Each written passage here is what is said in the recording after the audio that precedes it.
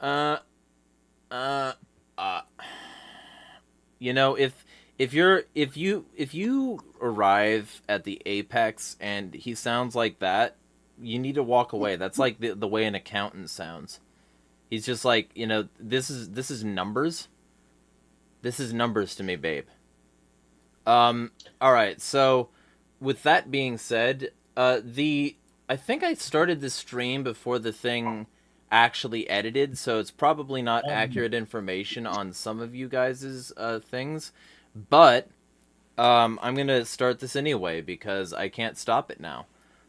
With that well, with that being said, yeah, let's somebody do a check, noise check. fucking ain't that, man. I'm gonna Eh, start this anyway because. But not All right. really. I'm an free market stan who likes unions. All right. I still have both of your main titles. I still have and Catman and Com Man, so you have to pick a different one.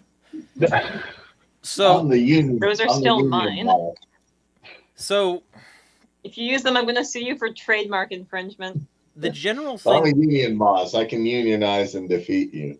I got a union lawyer. So You got a syndicate of lawyers.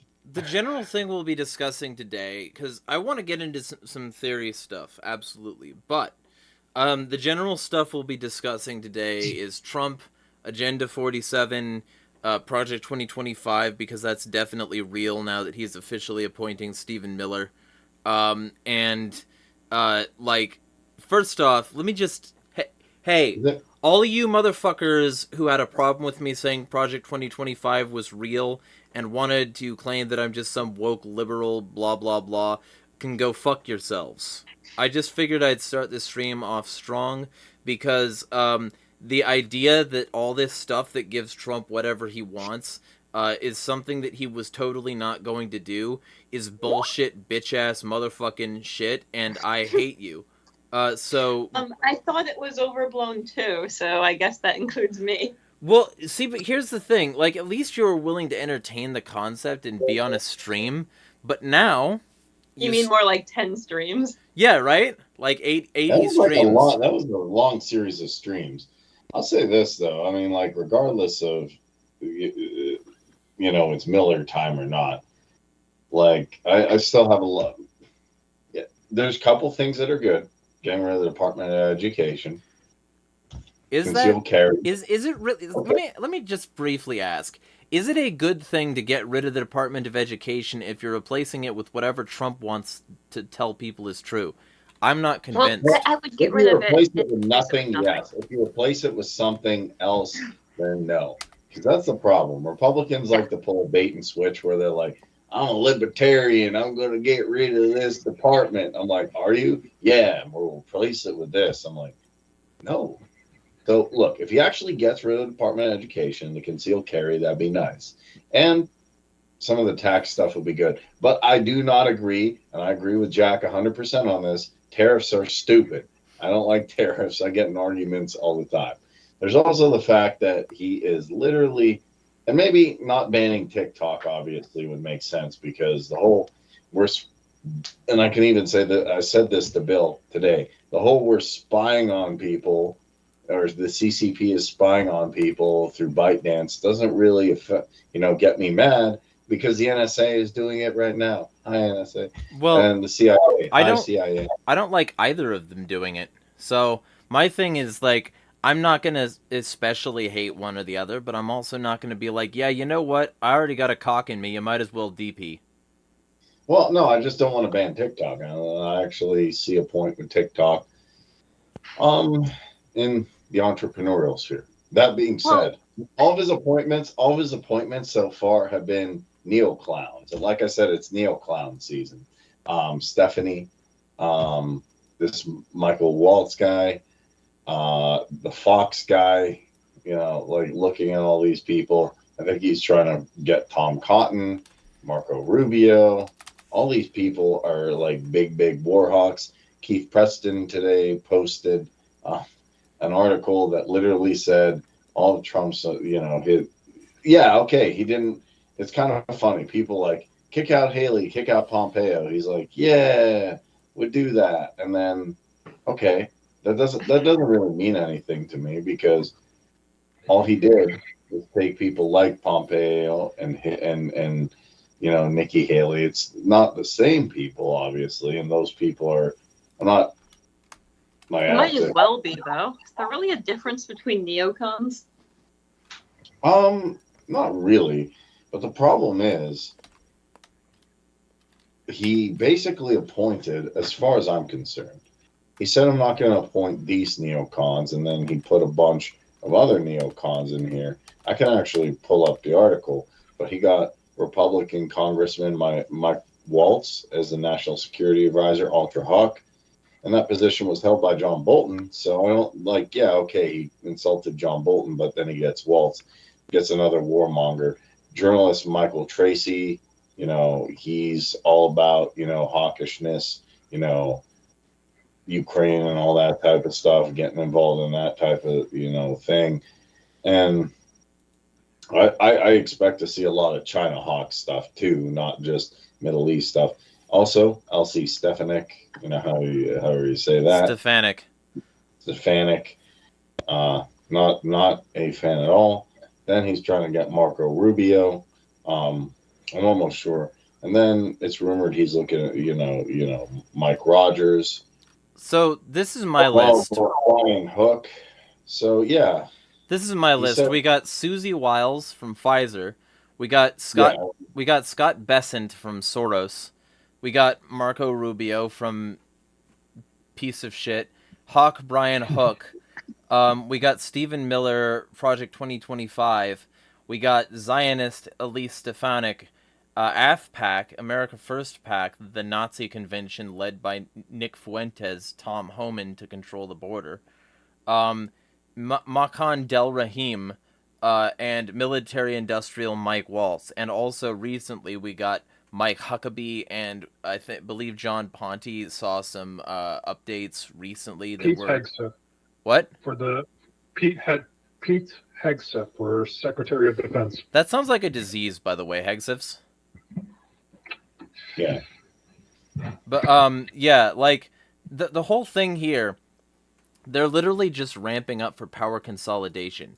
That's all they're doing. Like, yeah, it seems they're ramping up. Here's the thing. But we're getting a libertarian in the cabinet, though. So that should a libertarian fascist power consolidation. No. This is going to cancel out all the neocons. Right? Trust me. Somehow one person being in there won't just be the whipping boy. I literally feel that actually with this. Here's the funny thing. I was like, okay, let's see what he does. But if you put a libertarian in with all these people, yeah, I feel that'll be the guy who's like, hey, I don't think we should go to war with Iran and China. And it'd be like that cartoon where that guy is like, hey, how do we fix homelessness? Like, throw them out. Like, they throw them out the window. Like, move the tent somewhere. And the guy's like, maybe end the Federal Reserve and do this and, help them get homes and stuff. Is like, what? Go away. So literally, I feel the libertarian, even if it is the best even if you put Scott Horton, and that's what I said he should do. Even if you had Scott Horton in the midst of all these people, I feel like his voice would get drowned out. Like, China's not a threat. Like, no, come on, get China. Even if you were to choose Scott Horton, where would he put him? All the things in regards to national defense, homeland, the national security advisor was already taken by Mike Waltz. Homeland security is supposedly going to already be taken by Kristi Noem. God. And what is it? And of course, Secretary of Defense. Secretary of Defense. Yeah, Secretary of Defense was already taken by Pete Hegseth, which he apparently is sort of going along the lines. And a lot of these people, when it comes to foreign policy, seem to be going along the lines of, quote unquote, peace through strength, which generally means basically increase military power and try to force our people to back down, or else we're going to just blow them up, basically. Yeah. With Pete Hegseth saying, should move it to target bombings in regards to energy plants in Iran. And what's ironic too, I don't know if anyone picked up on this, is supposedly, or he did, Trump and Elon had a call with Zelensky and said the war's over and all stuff like that. But then he's literally getting appointments that supported more arms to Ukraine, more anti-Russia stuff, all this type of thing. Also, So, everybody's apparently super irritated with Elon's involvement and basically says like get the fuck out of here and shut the fuck up. Like apparently during the call with Zelensky, the Elon and Trump situation was considered very odd and not something that should be done. So like even like everybody's sort of getting frustrated with Elon even being involved. Kareem's just over here like taking thirst trap shots. But if you finish your point, I think I cut you off. I'm kidding. I was just, but my point is that if you're going to say I'm going to end the Ukraine war in a day, which is, that's a really big claim, then and it's also bullshit, just to be clear. But go. Yeah, well, I mean, he's going to redirect those resources to Israel if he did, but he's also not going to end the or stop using Ukraine as a proxy state. So it's a moot point anyway. Well, it seems like Keith said that one faction of the ruling class wants to fight with Russia, and the other faction wants to fight with China. So I'm ready to hear China for the. And I'm not even. And then people like, are you a fan of the CCP? No, they're not even communists. For one, they're just a bunch of authoritarians who, don't allow free speech and have surveillance and credit score and all that. So no, I'm not. But then they're going to say we need to get China. We need to fight. That's all I expect to hear in the next 4 years is China. So for me, he either is not going to end the war, or his appointments will stop him. But he got a bunch of neocons again. I think. And the problem is also, too, why I'm harping on this, is that Dave Smith and Donald Trump Jr. said, on Twitter, I don't know if you saw this, keep Mike Pompeo, keep Nikki Haley, keep all the bad people out. And then they're like, I'm on it, and then they don't. Now, even if Vivek knocks down some departments or something like that, which, okay, that'd be good. The two biggest things I see the ruling class agrees on is printing money. They like central banking, and they like war, and those two things never really stop. Then they disagree on like wedge issues, and they say, "Oh, we're different." And literally, that's what I think George Carlin meant when he's like, "Oh, you have so many choices," and he said, "Yeah, you exercise your freedom through meaningless choices. Like, okay, we have 12 flavors of ice cream." We have 12, we had I remember talking to like, we have 10 different sandwiches at Walmart, the deli thing. We have this, we have that. But you can't actually make meaningful choices like, no, I don't want my tax dollars to go to war. No, I don't want to be involved in overseas adventurism. No, I don't want to be involved in whatever government crazy program it is. And the only way to do that, I think, is local decentralization. That's not going to happen under any administration, as far as I'm concerned. We have to do that. That's why I'm still on team, project.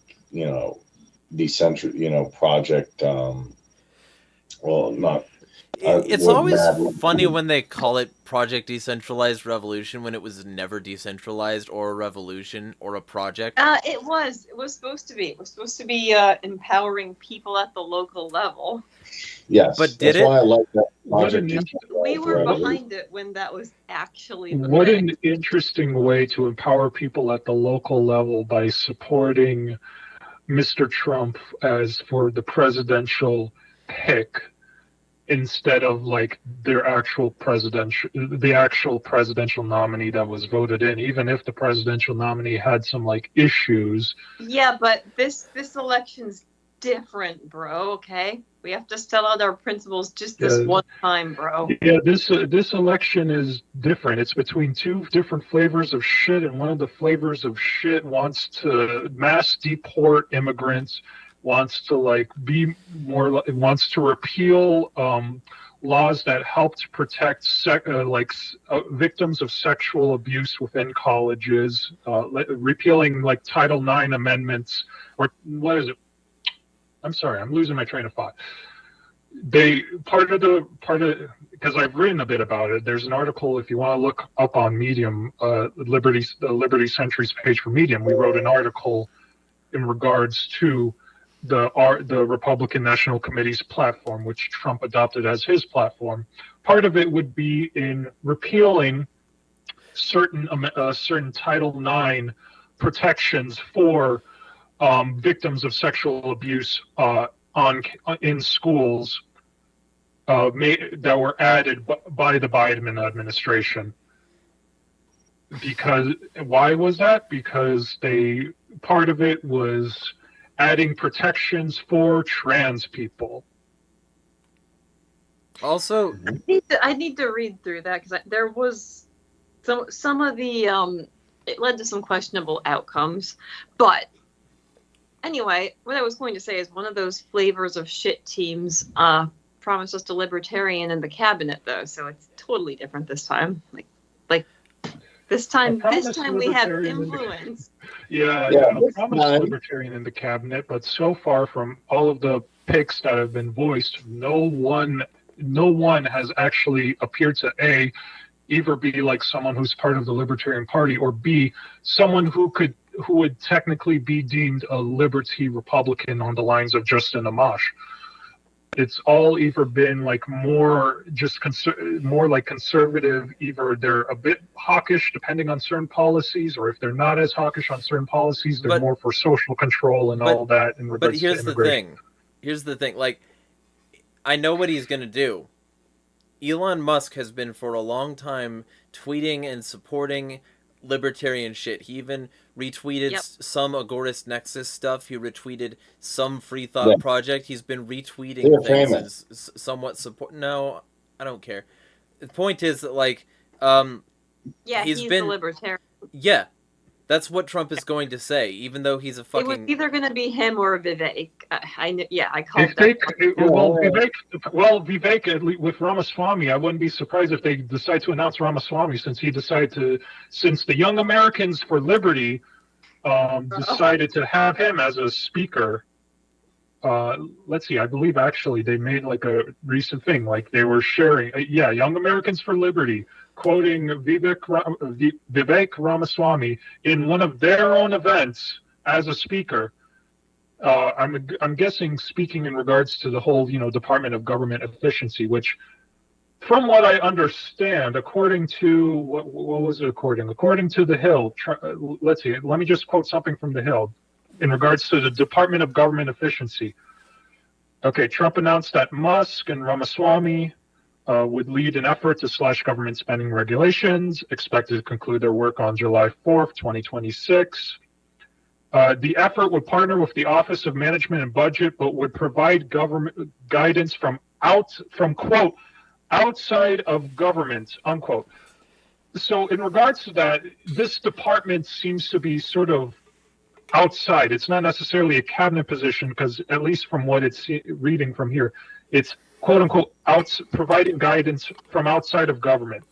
And as The Hill notes, it would be interesting to have Elon Musk as part of the whole, part of the people in charge of slashing the specific funds for like government and where they're like what they're paying for stuff, counting that as the Hill reports, Musk in particular has extensive financial holdings with government contractors that could complicate an official government job. So yes, we're going to have the guy, the billionaire, who has made like investment of Trump in paying for his campaign, and who has investments in trying to make sure that his companies will get the government spending and support.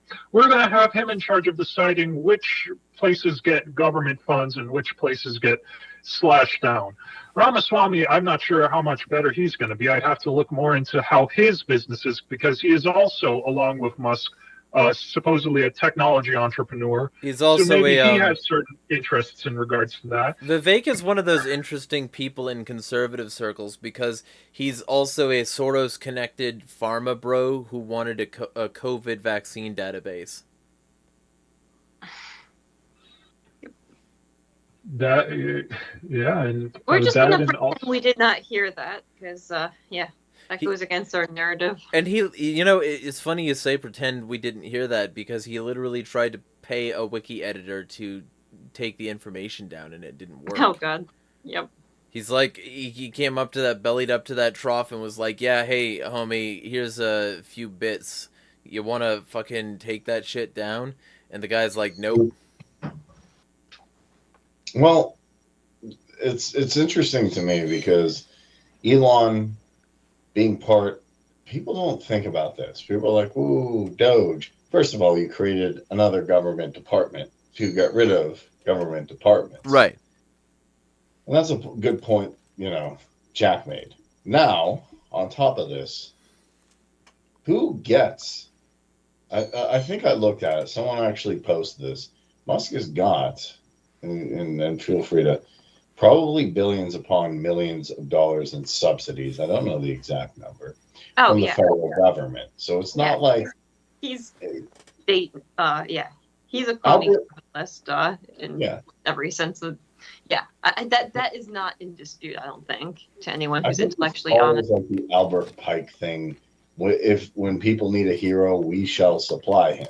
Yeah. And it usually turns into and the hero is usually someone who's like, the system sucks, man. I hate the system. Let's fight against it. I'm like, is the system helping you in any way? Like, a little bit. And it's not just a little bit like, okay, you need Twitch to help pay your bills, or like, okay, I'm doing a little bit of work for this company or that. It's usually someone like Trump got help from Big Pharma. Trump got help from military industrial complex. And then Elon's got tons and tons of money from government subsidies, and Vivek made a lot of money from Big Pharma. So to me, I would stop and pause and say, wait, these are the guys who want to get rid of government. They have a very big involvement from government. Now, you can say they had a change of heart, but the interesting thing to me is they use this system quite, extensively. It's not like they just got a couple of checks, $100, like, okay, yeah, you can say like, Kareem, you're not against the system. You got a COVID check or something. Okay, yeah, I get it. But right. they got really like leveraged this system in their favor to gain a massive amount of wealth. Like regulatory credits alone with Elon Musk. You know regulatory credits? I've explained that to you, I think. Yeah. Yeah, so like those alone are problems. Chris Bennett says Elon will get his as they slash billions for TANF and welfare for the poor. So I feel like both Elon Musk and Donald Trump, like in some ways they're very alike. They both represent those sort of like mid-tier rich people whose wealth and influence is limited primarily to one country, and that's in the US. So they're the types of rich people who benefit from things like tariffs and nationalist policies that keep manufacturing in the US.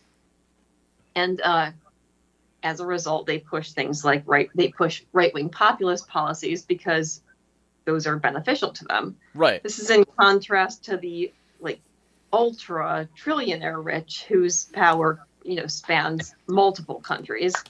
So I feel like, because I said this a long time ago, like the whole Trump phenomenon represents a very interesting internal battle that's going on within the ruling class. Like Trump is that sort of mid-tier rich person whose power and influence are limited to just the U.S. And that's in contrast to, say, for example, like the World Economic Foundation types who, like, they're, I guess, what you would call, for lack of a better term, the globalists. Like, I think there's a BlackRock effect. I think Trump represents like the BlackRocks and And to be fair, it's ironic to me because everybody, including some people like Nisa, they were like, I'm an anarchist, F the system, like most important election ever, most important. I know you sat everything out, but you got to get in on this one.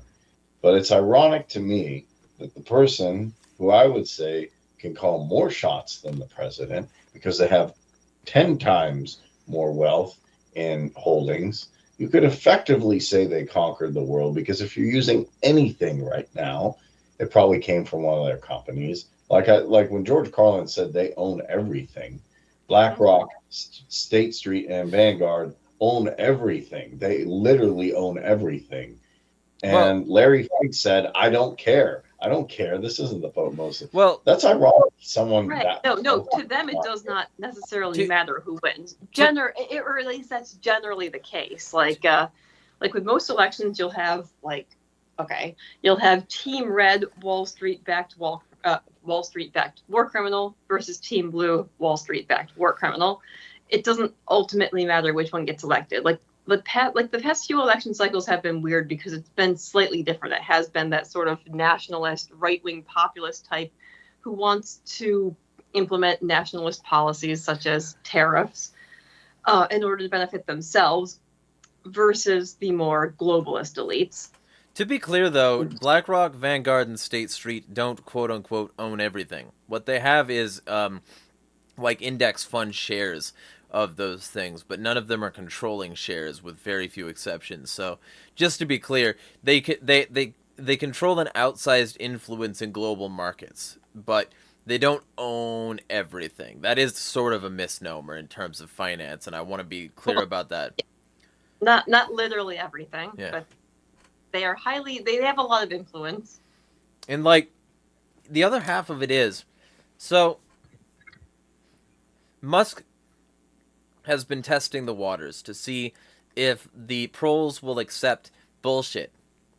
And one of the ways that he tested those waters was all these people who claim to hate the World Economic Forum, they, suddenly don't say much of shit when Lindy Yaccarino is at the helm of X. He's like, oh, I need to step down. If I make this poll, you guys, whatever you vote, I'll go if you say I should go.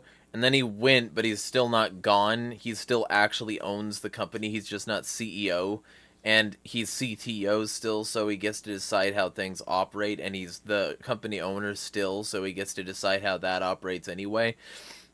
But Lindy Yaccarino is steering a significant amount of policy in the favor of World Economic Forum goals. And these people don't fucking care because he still sucks them off about their favorite shit every once in a while and claims scary brown people are coming from across the imaginary line. So, the general gist of it is that he was testing people for, years to see if they'd be okay with accepting weird bullshit in exchange for nothing. And they did, and so he just oh yeah, well, hey, Trump, this policy works. Let's do that, and let's run on this platform. And it doesn't matter how much you lie or contradict yourself or throw people under the bus. What matters is we convince the same kind of people who were already convinced to accept my program with the WEF to accept yours. And it works like a charm, because the WEF and Trump are similar types of billionaires. It's part of the spectacle. If we want to go into theory, we can. I guess I could go into what would be a bit taboo in libertarian circles and citing some socialist theory here, specifically Guy Debord and his Society of the Spectacle. The whole thing in regards to the seeming division of these powerful elites versus these other powerful elites is part of the spectacle. It is a division that helps reinforce the unity of the system itself. The system itself is never challenged. The system of economic hegemony, of domination through warfare, through warfare, both literal and economic. The domination of society through the different images, all of that remains the same. There is still unity in that, and the only differences are the conflicts between the people who want to have that power and who have some power already in society at the helms, and the conflict between them is just sort of, it is a fragmentation. It's a division within the system, but it's not something that really challenges the system and instead more reinforces it.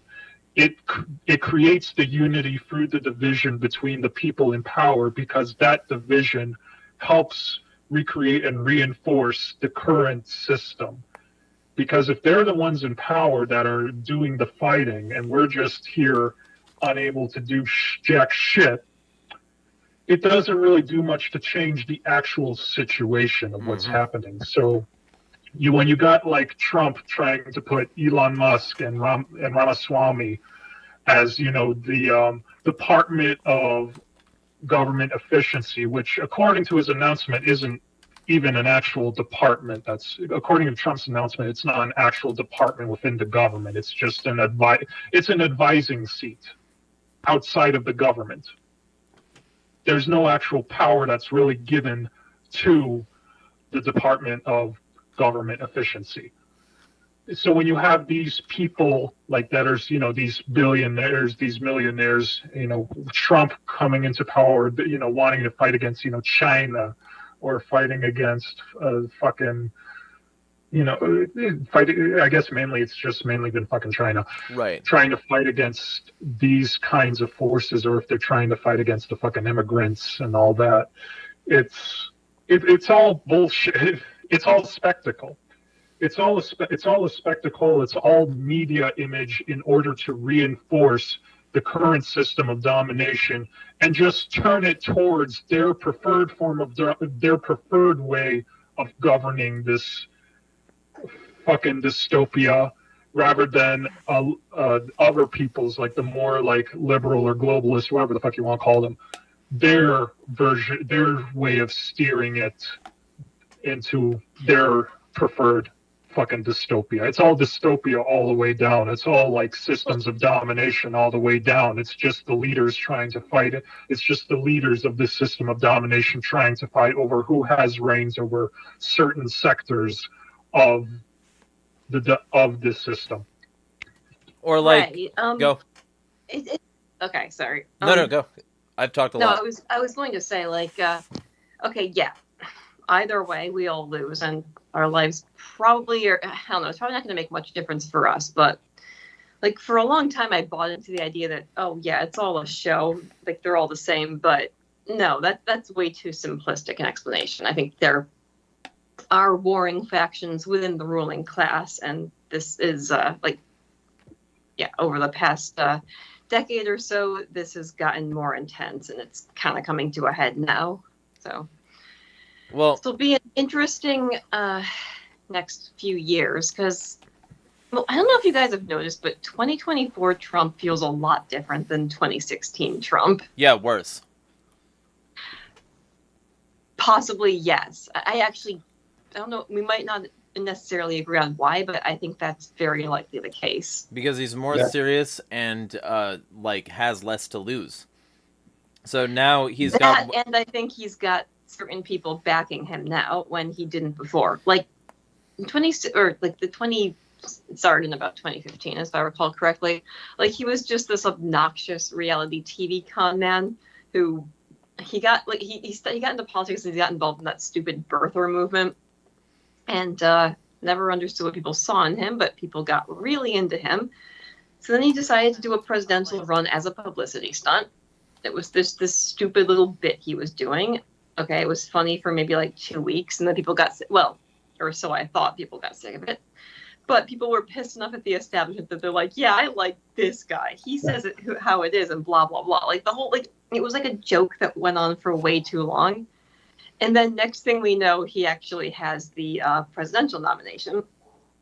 And because he's an egomaniac, like, I don't think he actually wanted to be or he didn't intend to win. But then because of his ego, he couldn't drop out. So he actually did want to be president by the time he got the nomination. So he got into office knowing absolutely nothing about how to actually, do politics. So, like, okay, he had some ideas about claiming, oh, yeah, I know how to run a business. I could totally fix all these problems. I could totally do this stuff. He didn't know what the fuck he was doing. Like, he cucked on everything that mattered, such as pretty much every foreign entanglement, the lockdowns, the COVID regime, everything that mattered. What happened to, I think Agris Nexus said that, what happened to lock her up, guys? Come on, Hill did some bad things. He says a lot of shit that he can't actually make. And that's the thing. He doesn't have the political, because there's not the political will there. Like, if you want to lock up a past president, there has to be political will from both of the two major duopoly teams. Okay, that was not there. Because the reason one of the presidents, they'd be opening themselves up to prosecution. They're not going to cross that line. Well, how about this? They're still friends. I bet you behind the scenes after the WWE tapes go off, and Amash is talking about this. There's a lot of theater. Oh yeah. Oh, I hate They're Hillary. You're this. You'll be in jail. It's like, hey, Hill, that was pretty good. They liked it. Like, Also, hey. also, Yeah, They were chilling at the yeah. Vatican. They were chilling at the Vatican. Bumping fit like, hey, the plebs really enjoyed the show. also, People Trump don't get literally that. worked for the WWE. And he was Yeah. and he was a Jesuit. Oh, and funny enough, we talk about the WWE. He's putting a McMahon on his staff. Yeah. He's putting one of the people behind WWE on his staff. Okay, that's And just also fun. said Klaus is doing a great job. Come on, and people are like, I don't want to talk about that. Yeah, hey, Klaus has done really good here. So it's interesting to me that he's buddy. He was also friends with Richard Haas. And who's Richard Haas? Oh, he was mentored by Henry Kissinger. And also in his first administration, what's also telling to me is that he was very, very good friends with MBS, even after he killed literally an American, I don't know if he was a citizen or Journalist. resident journalist. He covered up for that. And now he's helping him run his golf tournaments through Live Golf. Yeah, so he's buddy with that, with that, and also on top of that, he was a Jesuit. His uncle, I think, there's somewhere in there that there's some relation to Nikola Tesla's plans. There's also the fact that his biggest donor is Miriam Adelson. And what is Miriam Adelson gave him? I think $90 million. And that means he's going to do whatever Netanyahu wants. So basically, or if Netanyahu's gone, it could even be Netanyahu's gone. But what does Miriam Adelson want to do? What's she giving that money for? Well, Miriam Adelson and Sheldon Adelson, who helped them the first time, are Vegas billionaires, casino billionaires, made an insane fortune. And I'm pretty sure that money is for, yes, support for Israel and annexing the West Bank. That's what I think she wants. Yeah. But so I think it's the fact that people are like, well, Jared Kushner's not involved this time. Maybe he's not, and that's good, but that doesn't mean a whole lot of difference. You've just replaced more bad actors and then said, hey, I'm not hanging out with bad actors. It's literally the equivalent of saying, well, I'm not going to hang out with alt-right people anymore. I blocked Richard Spencer, but I retweet everything Nick Fuentes says. And I say, what an improvement I've done. Wow, guys, I'm pro, anarchy and and all this stuff. I'm pro, ANCOM and ANCAP, but you're retweeting Nick Fuentes. Like, yeah, but I've changed. That's what I feel like it is. We kind of shuffled the deck around. He just shuffled the deck around. Yeah. Right. Yeah. We knew he was. Yeah. I mean, we know he's a Zionist, but what was that? So, I was just. I mean, go ahead because I'm going to read something somewhat long. So if you got something to say, go for it. Yeah. Well, the only thing I was going to break down. Or sorry, Rob. Go ahead. No, the only thing I was going to say is the reason I particularly criticize him for this is, to my knowledge, no one who's been a billionaire has run for office. Now, why do people do why do people go and do one thing after they say the other? Because you need votes to win, theoretically. You need votes to win. Whether you get the popular vote or electoral college, you need that. But you need donors to actually campaign, and without money, you can't campaign. Now, most presidents have not had that type of money to campaign. Like Kamala Harris raised $1 billion. But Trump is a billionaire. He could run on his own merit. He does not have to get donor money technically to win, which is clearly evident because he beat Kamala with less than his actual net worth. So I would argue he doesn't have to take money from Muriel Adelson. He could do his own thing and say, hey, I'm going to actually do the America First thing, which is not getting involved or not giving money to anybody. But he didn't. So, and Pfizer gave him $1 million, and suddenly he just likes their product a little too much, like more than Mr. Gates. So that's telling to me. Anyway, sorry, Rose. Oh, yeah, can't remember what I was saying, but oh no, I think, yeah, I was going to say, like, I feel like his first term in office was, I mean, as far as presidents go, relatively uneventful in that it didn't go much differently than, say, your run-of-the-mill establishment candidate's term would have gone. However, like, I think he was just enough of a wild card that, like, I don't know, he held up certain plans, I think, just enough that the establishment did not want him to serve a second term. So, okay, regardless of what you think happened in the 2020 election, he ended up being removed from office. Then come 2024, he's running for president again. This campaign was a lot different, though, in 2016. It did not have anywhere close to the energy behind it. And then we had, like, those assassination attempts where, like, following those, like, he honestly seemed like he wanted to lose. Like, I got the sense he didn't actually want to win. But, of course, because, again, he's an egomaniac, he couldn't not run a second time. I think his plan was, okay, I'll run again, I'll lose, but then, okay, that'll be it. Yeah, go ahead. I could see that, but I also kind of don't think so. He had all these charges coming up. He needed a way out of those charges. He needed to be the president so that he could absolve himself of the charges. Additionally, if he can do that at the same time as getting a bunch of other rich cronies on board, and they can all help him enact his will, he can also, like, fundamentally restructure the way that things are so that people like him can continue to make a massive amount of money. For instance, removing income tax and replacing it with tariffs so that the poor have to pay more of the, like, general debt and, like country load than they did before, and while prices go up. The income tax is going absolutely nowhere. Okay, that's a campaign promise. I don't know, like, Trump may be a complete cuck and he may be a moron, but he's still a lifelong con man. If there's one thing he does know how to do, it's work a crowd. Like, his debate performances during the 2016 cycle and during the 2020 cycle were, he at least managed to get the crowd cheering for him. He managed to get some good one-liners. Like, his debate performances in 2024 were just embarrassing. Like, it honestly felt like he was trying to not win.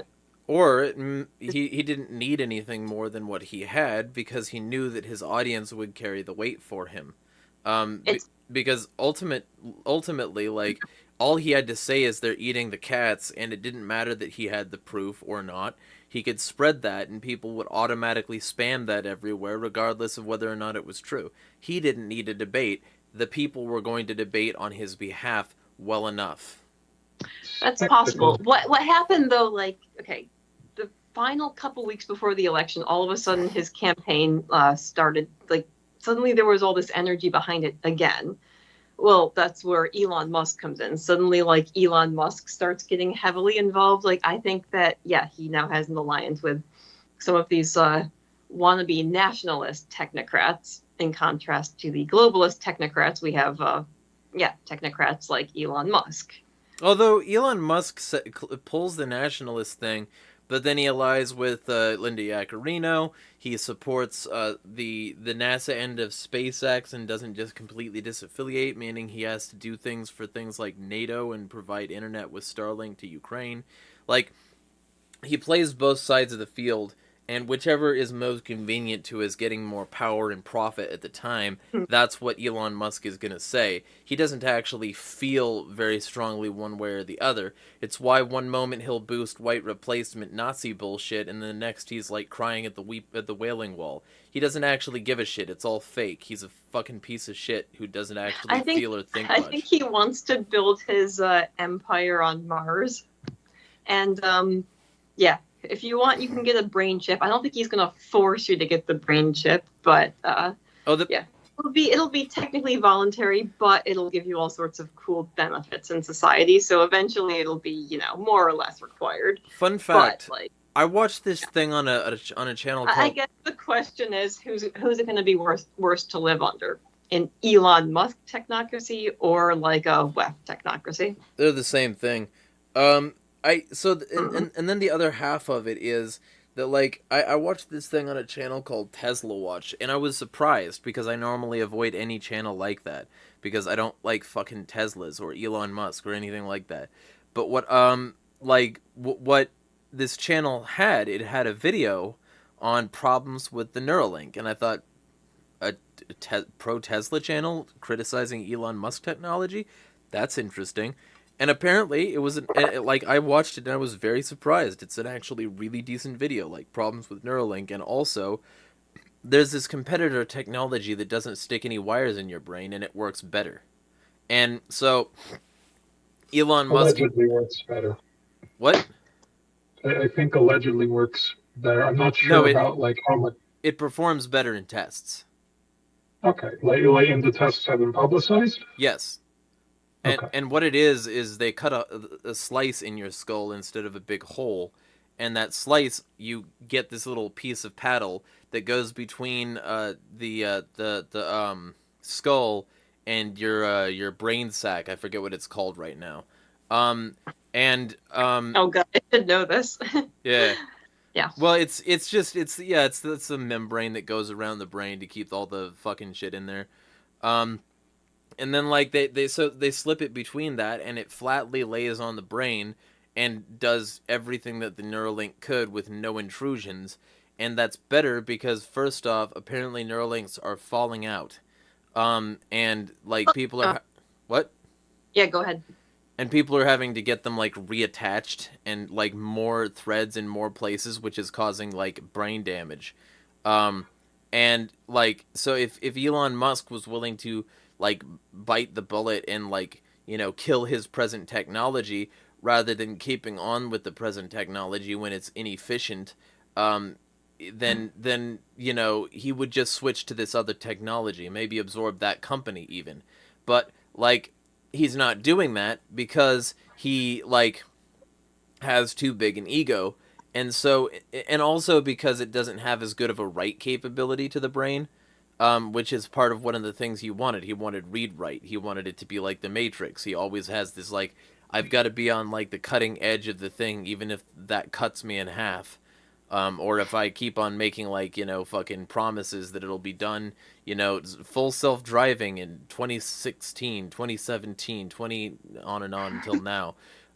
Bulletproof windows on your Cybertruck, and they couldn't even handle a ball. Things like that. Like, all these things that he consistently... And this is the kind of person Trump is. Trump and Elon are very similar people. I think that the whole point of this was multifold. First off, they needed the people to think that they were doing much more poorly than they were, so that those people who thought that they were doing much more poorly. I'm Irish now. I'm talking about how they're doing poorly. Much more poorly than they were, would get really hyped up and say, we've got to fight with Dawn. We've got to get the steam up, and they would take up all the effort to like promote the shit and get the message out there. Like posting that bloody ear thing, which totally wasn't kayfabe's. And like wasn't what? A wrestling term for when you fake an injury. Okay, yeah, that trick. Yeah. And like the general, like they needed that steam to build up, and then they needed not only that, but they needed a populist appeal. So all he had to do was bring up a few things that weren't true, like they're eating the cats, like the Peanut the Squirrel thing where they got to blame Democrats. They had all these things that they just used because they were riling up their base and because they didn't actually need a real reason.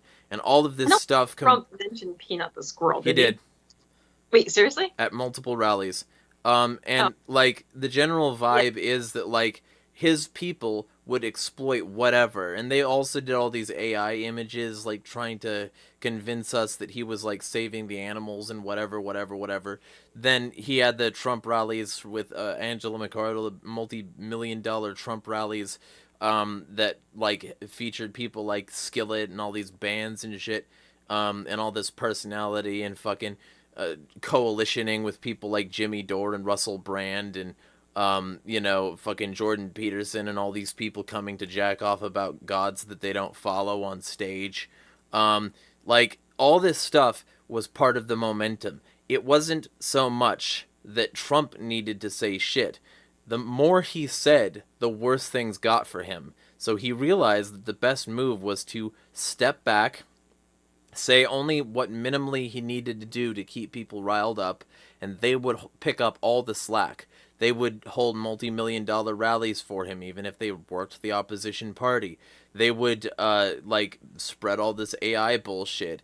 They would claim that the AI bullshit, ironically, was in Kamala's camp by saying she faked her press whatever.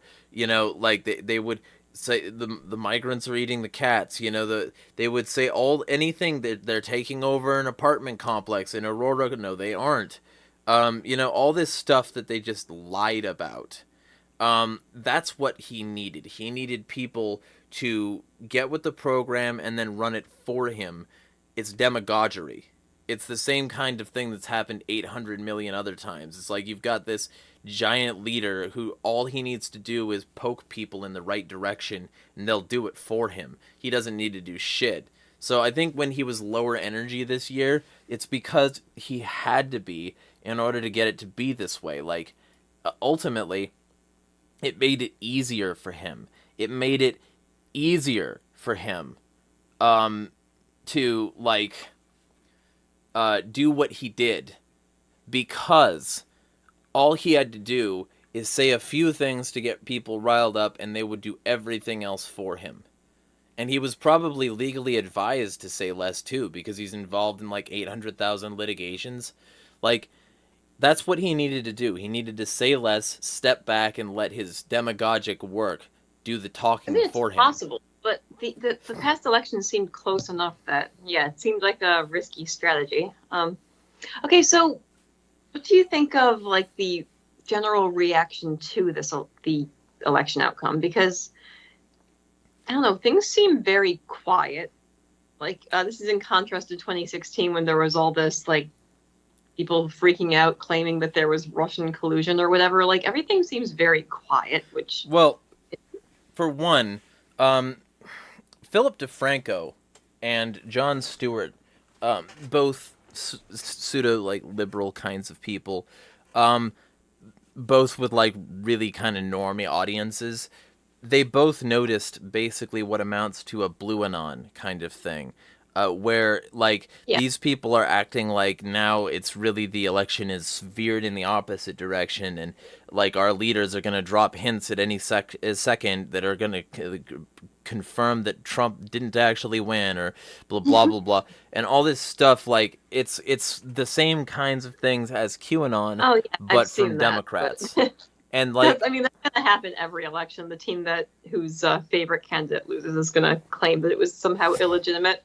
Right. What would be hilarious though? I can't remember who it was that brought this up, but what if they suddenly claim they uncovered all this evidence that the 2020 election was fraudulent and that he technically won and that he can't win a third time, which I'm pretty sure wouldn't actually work because he was never actually officially elected for a second term.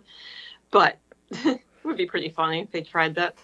Yeah, well, but the general thing is that that he either has to accept the legitimacy of the last one or he has to step down from this one. So he just basically did that. That's one of the reasons he didn't say anything about that for the most part, because he can't start saying stuff like that and then have this one be legitimate. So he's been trying not to overplay his hand. He's been doing a lot more.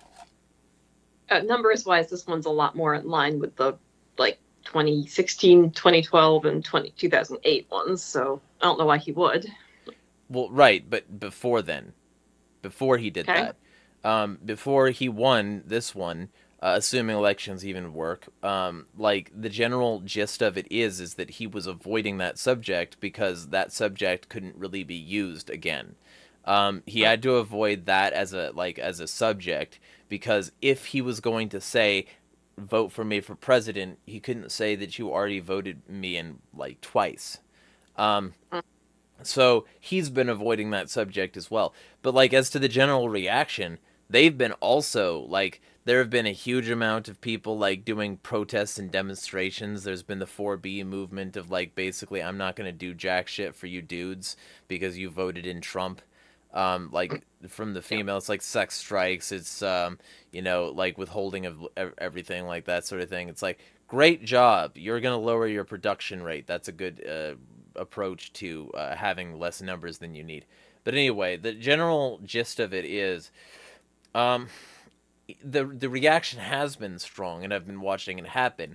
It's just been more of like an Ouroboros kind of deal, like the snake eating its tail kind of deal.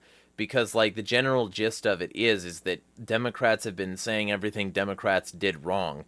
So Democrats have been like, certain ones of them are saying you were too woke, which is bullshit because the Democrats tried to veer hard right on every issue this year. They were all about like the elections integrity. They were all about like the borders. They were all about like guns. They were all about cops. They were all about, oh yeah, we're gamers too, and watch Tim Waltz play a video game with Sandrio. That was so cringy when they're trying to appeal to working class. Like, look, I'm not happy about Trump being in office a second time either. However, watching Democrats lose has been so satisfying because they really, really deserved to. Like, just so they were so out of touch that, like, and they still refuse to accept responsibility for why they've lost the support of your average working class American. But that's the thing. Like, They'll blame everything but their strategy. There has been a reaction. It's just been a reaction. Like, first off, like you really need to be on like anybody who wants to see the majority of the meltdown needs to be on both Twitter and TikTok. Yes. Like and so it has been loud as fuck. And there's also been mass demonstrations and protests. There was literally an entire anti-Trump protest about freeing Palestine that like was thousands deep a couple days ago. Oh yeah. Well, no, I'm glad those are still going. So, but like, one thing that annoys me about like the anti-war left is they often will become very complacent when there's a Democrat in office. Right. That thankfully seems to be changing because like if the protests that happened outside the DNC were any indication, yeah, that's thankfully changing. Well, but the reason I'm saying this is because it wasn't silent. It was the opposite of silent. You just need to be in the right spaces to hear it, or on a campus.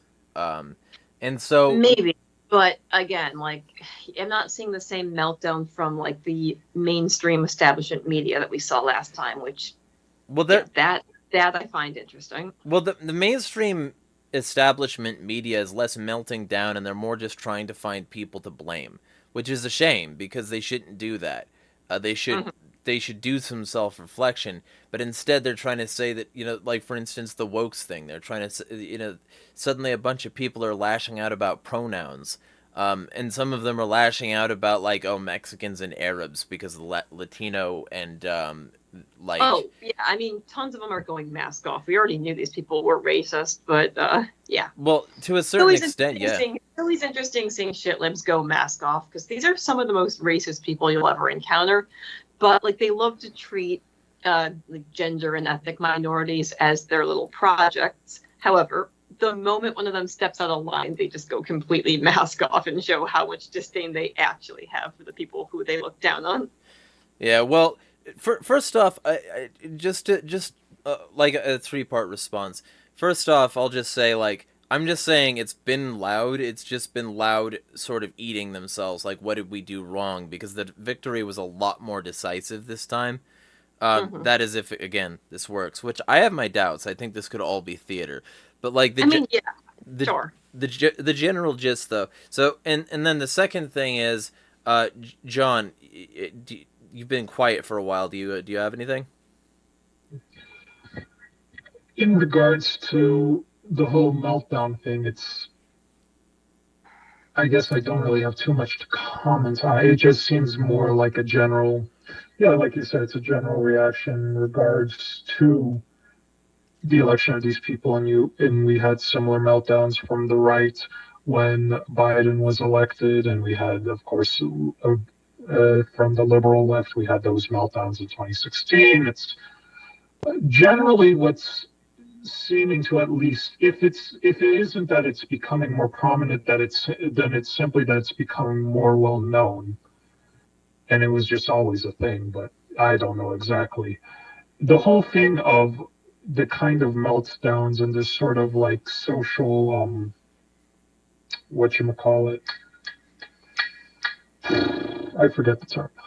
This sort of like chaotic energy, I guess you could say, that's going into it, where it's sort of more, a bit more divisive and a bit more personal, as if it's sort of a life or death situation. And I think that's at least an expression of, if you'll excuse my language, how fucked everything is becoming and how fucked everyone is feeling by everything. Because I think, at least in the past, when it came to general periods of prosperity, there was not as much, I guess, what you would call hyper something. I like, forgive me for sounding like a fucking boomer here, but I guess there wasn't as much like social division. Everything was simple, or whatever the fuck. There's a thing in which it could be said that as society begins to continue developing, where we're in this kind of rut, where there is more violence happening worldwide, where there is more economic instability happening generally, people are moving more towards these extremes, one could say, or more towards against certain extremes, simply because we feel that there is no way out of the situation except through the extremes. And when you get to the extremes, you get to life and death kind of situations. And so as we become more extreme, everything becomes more volatile, everything becomes closing in on a life or death situation. And at least when it comes to the policies of these people, I can't necessarily blame them. We're leaning more and more towards a more outward fascistic state as time goes on. We are leaning more and more towards a government that is specifically, that has some overlaps with past fascistic economies. Mm-hmm. Like, if we are talking about the Republican National Committee's platform itself and Trump's own like promises, where the focus is on tariffs and protectionism, as well as creating a self-efficiency within the United States economy, and sort of those kinds of policies, those kinds of protectionism, with trying to push for self-efficiency, as well as trying to push for the defense sectors when it comes to industrialization within the United States, because that's what one of the main focuses in regards to trying to bring back industry was energy, of course, because energy is profitable and energy is becoming very important with the warfare that has been going on in other countries, but also the defense industries, which we're leaning more towards a kind of militarized economy. Forgive the possibly eye-rolling comparison, but it does sound a good amount in how Nazi Germany was developing in its economy, where we have like these sort of promises maybe of deregulation and privatization, along with protectionism, along with creating better self-efficiency. So on the economic side, we're at least leaning more towards Nazi Germany. On the social side, we have, of course, the heavy demonization in regards to those that are deemed other, especially when it comes to immigration, or in regards to like foreigners, something along those lines. And of course, when it comes to queer people, specifically trans people, you have those comparisons to be made with Nazi Germany. And so we have the right that's moving more towards at least some kind of American form of fascism, that instead of the more weird occultism of Nazi Germany and its more sort of German race-based kind of thing, we have a kind of Christian nationalism popping up, and the general anti-queer sentiments. So we have our own American form of fascism. We have the liberal lefts that are in power when it comes to like the Democrats, specifically with the Kamala Harris campaign, not really actually trying to point themselves out as like a moderate position, but trying to like play towards the right, whether it's trying to court Republicans' effectors from Trump, whether it's trying to take policy ideas from Trump, such as the no tax on tips policy, or in regards to trying to be stronger on immigration. We have the Overton window moving more and more to the right, and especially with queer people, that's going to be kind of panicky with them. When it comes to immigrants, it's going to be kind of panicky with them. Even legal immigrants, because we got the denaturalization thing coming up with Steve. That's true. Even with legal immigrants, there's the issue of denaturalization. We are leading more and more towards the development of the fascist states of America in some ways, and it's been developing probably for a long ass fucking time, and we're just getting to the point where we could be getting close to the final stages of the development. Sure. And it's possible, and it's a terrifying possibility, to say the least, especially when the supposed opposition that there would be, that has the power, is not that good of a fucking opposition. And won't even start doing things before he gets there, just as a fuck you. Like, that would be an excellent way to, like, you know, be a finger in the eye of Trump, is for Biden to pardon Ulbricht tomorrow, you know, or some shit like that, and pardon a shit ton of other people that people want pardoned, like, you know, Snowden and Assange and shit. You know, that if Biden really wanted to be a finger in the Trump eye before he left, he could do that. Is he going to? Probably not. But also, two things. Kareem, did you have anything? Because you've been jacking off for a bit now, probably. Your camera's off, so that's the rule. I mean, that's stamina. His camera's been off for like half an hour now. Yeah, right? Kareem, you there? Oh, that's weird. Maybe I left the room. He tired himself out. Yeah, right? And then the next thing... okay, actually, I'm about to read a semi-long statement. Do you have anything you wanted to say to John's statement just now? Rose? No. Alright, so this is something from a book that I constantly shill because it's excellent. It's Friendly Fascism by Bertram Gross. Making the Most of Crises. This is a quote from John Rockefeller. The symbol for crisis in Chinese is made up of two characters whose meanings are danger and opportunity.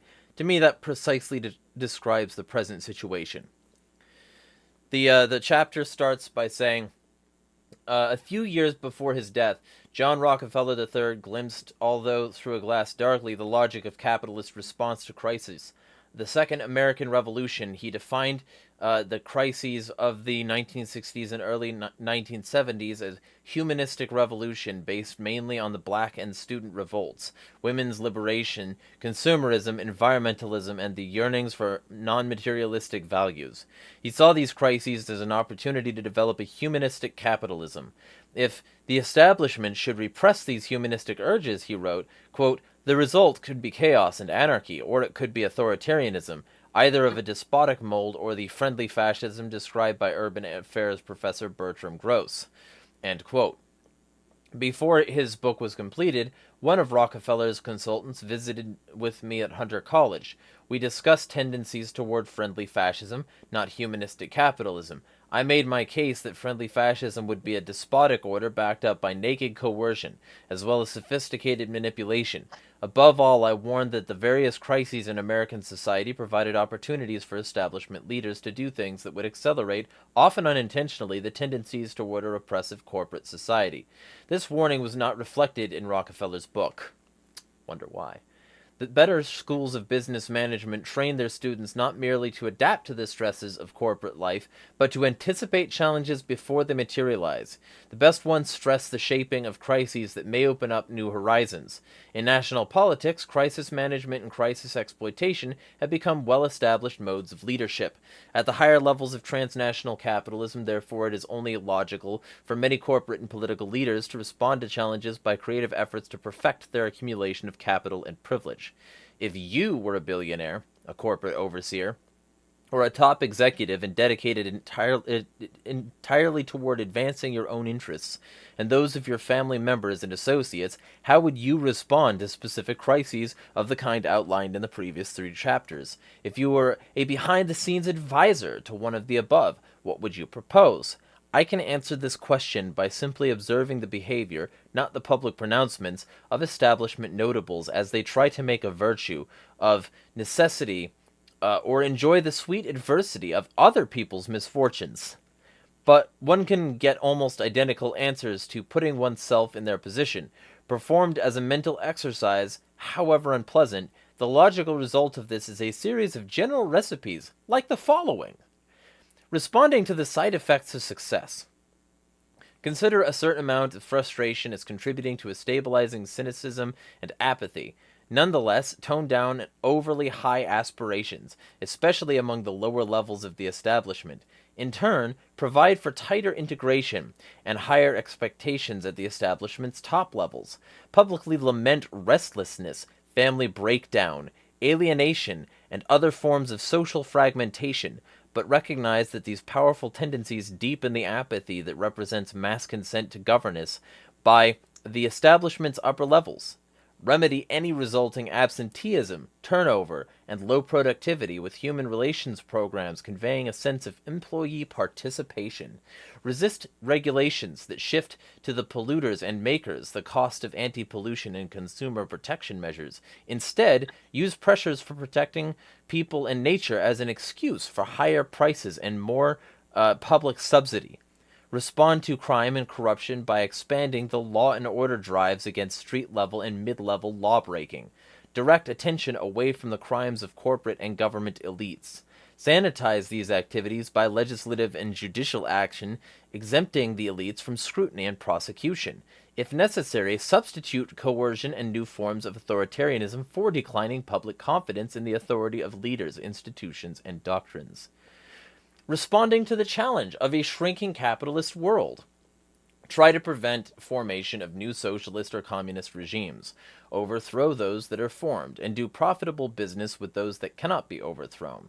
Extend efforts to absorb communist regimes into the world capitalist economy. Undertake the delicate task of absorbing the new crude oil capitalists and the more powerful third world regimes into the middle levels of the Golden International. Try to integrate the strategies and policies of the governments and larger corporations of the trilateral world and the many international agencies that serve them, particularly the World Bank and the International Monetary Fund. Responding to new forms of old crises in the names of full employment or job creation and supply-side economics, promote new forms of open or hidden payments to big business. In the name of combating inflation, cut social expenditures, and promote recessions that lower real wages and weaken labor unions. Hold forth the promise of greater profitability in the future. Dampen class conflicts by sharing the spoils of third world exploitation with parts of the home population. If exploitation of the third world is less successful, resort to firmer treatment at home.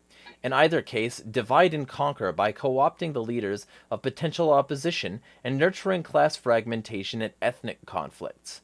Try to keep actual warfare limited to small geographical areas and non-nuclear weapons. While calling for a balanced budget, expand arm exports, including the nuclear power plants that enable the proliferation of nuclear war capabilities, and the stockpiling of overkill, while striving for the first strike superiority. reap the benefits from arms production as a factor in overcoming economic stagnation and a guarantee of profitable growth in the industrial, scientific, military complex.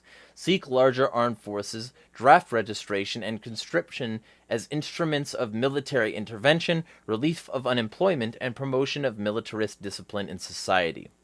And then there's another chapter that I would recommend people read on their own directly after that. The entire book, really, but another chapter directly after that, because I don't think people want to just hear me read, but consolidating power. It's all about how using these tactics and then using further tactics, you could consolidate power by, like, basically isolating all of the people who actually control certain elements of society and getting them all on similar pages so that they argue less and exploit the workers more. And this is what's happening with Thiel, Musk, Trump, all of these like big mega billionaire cronies. Bezos is in on it. To a certain extent, Zuckerberg. You get all these people who are in on the same similar program, and you hinge their wealth and success on helping you with yours. Then you get into power, and you suddenly have a monopoly. So, yeah, well, all these problems are being like list all these problems. Like, these are all caused by the ever-growing state and its intervention into our daily lives. And then, of course, they step forward and offer you the remedy to the problems they cause. And people fall for this over and over and over, and they just demand greater state involvement to solve the problems caused by the state. It never ends. It's so frustrating because people don't see it. But that's exactly the point. In Friendly Fascism, basically, the entire book is about how they create the problems so that they can then manufacture the solutions and get you reliant upon their solutions. And so like if you notice the entire previous pages, it's all about what Trump is doing. It's like, and it's all about the general like program of the elites for the like past several decades. That thing about small conflicts with non-nuclear weapons, it's literally the neocon playbook. Yeah, I was gonna say I don't think Trump himself is responsible for all of this. I don't think he's smart enough to orchestrate this. But you mean the establishment in general? Yeah, because he's part of the establishment. And so that's why he had no problem with bombing Syria. That's why he had no problem enabling the genocide in Yemen. That's why he had no... he's either part of the establishment or he's a celebrity con man who wasn't but cucked to everything they wanted. Either way, it doesn't really matter. Outcome's the same. I believe firmly that he's prior. I think that they need... I thought so. See, I thought so. I honestly did until he got elected. And then I started wondering if maybe he wasn't. And they actually didn't want him there, but that it ultimately didn't matter because he had no ability to actually wield power. Well, I think he has had the ability to wield power, and I think he did it exactly the way they wanted him to. And that's why they didn't get rid of a lot of the things he did while he was in office. Like, Biden didn't replace the Obama-era drone reporting mandate. Well, they never get rid of things past presidents do. Not usually, not for the most part. Maybe right. Like They'll like make a big show out of overturning a few policies so they can be like, yeah, this guy's different. He undid all that stupid shit the last president did. But yeah, it'll be like a few unimportant social policies. Well, yeah. So like that's the thing. Oh, first off, you're muted, Kareem. So, and so like it's interesting. I saw one of like a big contention between me and Austin Peterson when he was like, "Why are you voting for Joe Jorgensen? What has she done?" And I said, what has Trump done? He said, big wins, get out of the Paris Climate Accord, do this. It was getting out of like these treaties. I'm like, you realize if Trump loses, and he did, whether or not you want to argue it was legitimate or not, Trump lost, and then Biden put all of that back into effect that same day, Paris Climate Accord, all that stuff. So what good is flipping a few switches if the next guy just comes in and then flips them back? And that's, to me, the thing. They're like, oh, look, we got big wins, winning, and then they just flip it back. So to me, all of his appointments have been mostly really bad up until this point. ANCAP Air actually just said, a couple funny things happened on Twitter. Agorist Nexus said MAGA probably feels kind of dumb right now, and they literally used your your post. So that was good, and it wasn't in a negative way. And then ANCAP Air said, Doge will be just like a government department like the Federal Reserve, but have no power. Yeah. So it's like, hey, could you not, CIA, could you not be evil? Oh, sure, Mr. Musk. Gee, I don't know why we were saying, hey, guys, come on, let's not overthrow anybody. We're sorry. Hey, FBI, can you stop harassing people? Yeah, I'm sorry. My bad. I mean, the CIA claims it's not doing any of their torture programs and those things that it takes 21 years after the fact. They're like, yeah, but that was the CIA from 20 years ago. We wouldn't do that now. Yeah. Can you not do MK Ultra? Musk said it was bad. Well, I'm sorry. And see, that's the I could totally see Musk being involved in a modern MK Ultra. And see, that's the thing, though. Like, the general thing is, like, RFK is being distanced from. And if anything happens, he won't actually be given any power. He's been given an advisory role, meaning he can advise the president on which things to axe. But he won't actually be able to axe anything. He won't actually be able to remove any regulation. He's just there to make advisory recommendations, which is not what people were told was going to happen. They were told RFK Jr. was going to come in with his rickety-ass voice and make America healthy again. Instead, very much like his trend-infused muscles, he's probably just bloated because of gear. And the general like thing that he's doing is the same thing that Elon Musk is doing. Like, we're gonna have the Department of Government Efficiency. It won't actually have any power. It'll just have like recommendations. It's the same shit. Like, I find that funny too. Honestly, if you want to Maha make America healthy again, yeah, I'd probably just go on them YouTubes and watch some of these alternative. And Mike Israetel actually and Jeff Nippard are very good. They do. Jeff Nippard uses science. Mike Israetel uses science, and you could just follow their recommendations. Filter your water. Don't eat overly processed things. And look at the ingredients. I do that anyway. Look at the ingredients of what you're eating, and then probably exercise a little bit, and you'll be good. Not even complicated. Yeah. But you have to make it seem like it is, because you have to make it seem like there's a hero coming to save you. That's the entire, like, it's a huge component. Did you know that you don't have to consume 4 times the number of calories you actually need to survive in a day? And also you can do this thing called getting up off your ass and moving? Wow. Well, people are like, whoa, but RFK needs to tell me to do. That's the funny thing about, like, centralization in government. It's like, well, like there were doctors that didn't want to do what the CDC did. Kareem, I can't do what the CDC said. I'm like, you can do it anywhere. Are they here? Are they going to pop in a helicopter and be like, oh, he's not doing that? And that's the funny thing. It's like, I need some guy in Washington, D.C., however many miles away, to tell me what to do, how to think, all that type of stuff. And really, you could have done the thing the whole time. Even the funny stuff like, no tax on tips, no tax on overtime. That was Ron Paul's thing years ago. That was Ron Paul's thing too. But really, if you want that, like, what I would say is start working online and get clever. I'm not advocating for anything, but there's ways around all these things without having to wait for government. Or just start that encouraging that gift not tip culture. Like, there was this whole culture a bit back saying, write on the receipt, this is a gift, not a tip, and then just give it to the person. Because if you make it a gift, it's not tax deductible.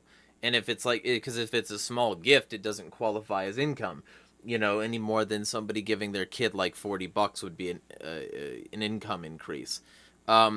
So gifts of a small nature and in small denominations are fine. So you can already do a taxless tip. You just need to like do it as a gift. So like if that's already basically possible, it just needs to be like engineered on the consumer level and people actually making that choice to alter the culture. They didn't want to do that, which means they're probably not going to support a president or politician scheme that wants to and has the capability to do it either, because they don't like give a fuck. And that's why they didn't already do it. Yeah, and also the issue is people are gonna like keep putting this guy up as, oh, he's a savior. And even Agris Nexus predicted it. They're going to be saying, oh, like John Bolton said he loves these picks. So that's one thing. But then I think all the people are like, oh, can't you just give him a chance? They're going to be like, well, at least it's not Kamala. At least it's not Hillary. Like, same thing from 20. At least That's it's such not a Kamala. cope. Yeah, at least it's not Kamala. At least it's not Hillary. Come on, man. Come on. At least it's not that. I know he did all these things that we would be upset about. It was funny. Even in 2016, he got people like Steve Mnuchin. He got people he got a guy who had worked for the Rothschilds. I can't remember his name. It starts with a B Baron or something. He got all these people. And then I was a big fan of David Icke and all these guys at the time. They got him. They're like, no, he's playing 3D chess. Sometimes you got to get a Goldman Sachs advisor like Mnuchin or whoever, or people who worked with this or Spudler, because you want to derail the system. Now, if Hillary did that, we'd say, okay, crooked Hillary is just getting big bankers in there. But, when Trump does his 3D chess, come on, man. He's fighting the deep state. He writes in code. And that's my biggest problem. That's my biggest problem is people are willing to give Trump some kind of a magical pass because they think he's anti-establishment. And he is the establishment. I agree with Keith Preston. He's just the establishment that kind of isn't like prim and proper to their rules. But he still is one of them. And he still is going to push things like one of them. I am not against some of the people who do want real change in this camp. I can agree at least with some of the libertarian Republicans. Okay, let's deregulate some things. Let's get out of some of these bad agreements, whatever. But they need to actually stand on some kind of principles here. Even told Jacob Winograd, and I got the thing. He's like, Jacob Winograd did vote for him. I said, how did that go? And he's like, yeah, voting for someone it's difficult, do that, and then also keep your principles as an anarchist. But the good thing is, I still like Jacob, and I think he's doing good stuff. There's good people in Mises. So I think we just need to come to terms and realize there's no magical savior. There isn't. Definitely they did that months ago. Stop putting people on a pedestal. The good thing is, once Trump messes this up, they will have nowhere to go. I can actually put them in a box and say, look, he went neocon not even, 2 weeks after the election? Yeah, it's like 2 weeks. Yeah, so it only took him 2 weeks to go basically 90% neocon. It's been exactly 1 week, actually. It's been 1 week since the election, and he went full neocon. Building this cabinet. Basically, I'll say 90% neocon. I'm giving him a little bit. Not all of them are bad, but. Well, which one isn't? Which one isn't? How many times can we learn this lesson? I will say, I don't mind the idea. I forget who. I think. Which one is it? I don't mind the idea of having Massey as agricultural. Is that happening though? Yeah, so. I mean, we all like that idea, but will it happen? Yeah, I think Massey would be. Well, yeah, but is that happening though? I don't know. I don't know if what's going to happen. Well, right. So, but like when I listed my list, what I was listing is confirmed things that like the actual Trump people were talking about. If you're gonna say Thomas Massey is one of the people who's not bad, fine, but he has to be one of the people picked. So if you don't know that he's one of the people picked, then which one of the people picked is a good person? Because you're saying they're not all bad people. I said Thomas Massey would be good, and I like Thomas Massey, right. And I like Ron Paul. I like Cornel West. I don't think he's getting picked. So which ones of the ones who did get picked are not bad people? That's what I'm asking. the only one who was good was Thomas Massey, and then he said he's going to put some kind of libertarian. So I have to see who it is. Right. But like of And the people who got picked, which one of them is good? Thomas Massey. He didn't get picked yet. But he's not picked. I have expected the libertarian to be RFK because technically he registered as a libertarian in at least one state. So Yeah. like I was seriously expecting that to be yeah. Well, if that ever happens, I think all of the Libertarian Party would laugh out McCardle and anyone else who like agreed to the term of having, who like knew about McCardle's supposed ploy to get a Libertarian in Trump's Maybe. cabinet. One would think. or maybe they're lockstep Yeah, because he'd be like, amazed. or maybe they're lockstep because Trump is already distancing from RFK Jr. and like they didn't want that to happen. They wanted him to Maha. They were jacking off at the rallies and shit. So it's like, he's already not doing what they want. Yeah. He's already doing what they want. So No, he's already not doing what they want. He's already not doing what the libertarians wanted. So he it took him 1 week to go, from saying, golden age of America, all this, get the hype up to putting it. It's like I said, it's neo clown season. So my thing is this: the one good thing about this is that there's good Mises people. There's good libertarians there that if they have principles and they can walk it back, which I think some of them can, then they can say like, okay, this Trump thing was a bad idea. Then I think the one shot we have to do this right when he messes up is that Keith's statement of purpose is still on attack the system. And it's not hard to read. And that's something that's the coalition build I can get behind.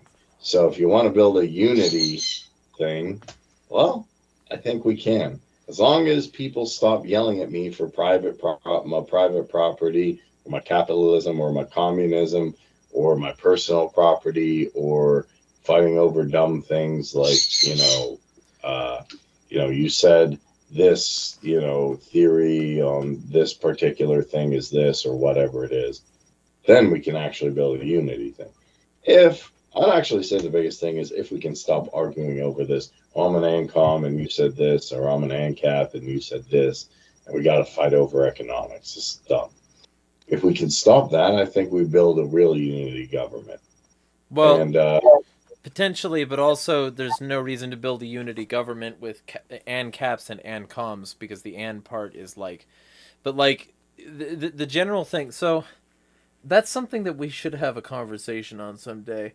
Is like proper messaging, because like there are better and worse ways to interface with people, and a lot of the time the anarcho-communist argument against, and I'm not going to get into this right now because it's a whole ball of wax, so we'll plan a different stream for this subject, but a lot of the reason that the ANCOMs believe that people who mention private property as a positive thing are part of the problem is because the private property that exists was gotten through ill-gotten gains and relies on the state to maintain itself in a lot of ways, maintain itself and multiply.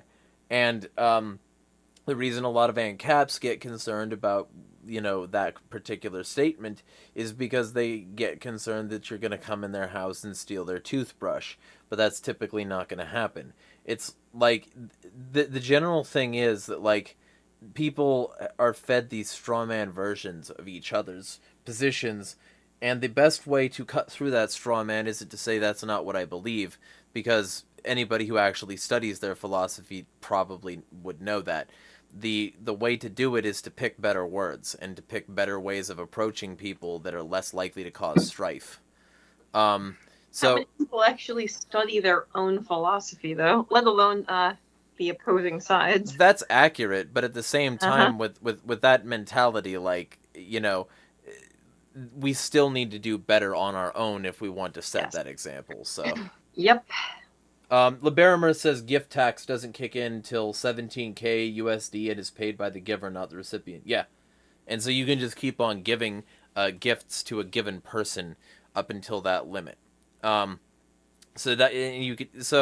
That's the whole point. It's like if we just started to do stuff on our own that solved the problems, we wouldn't have to worry about that.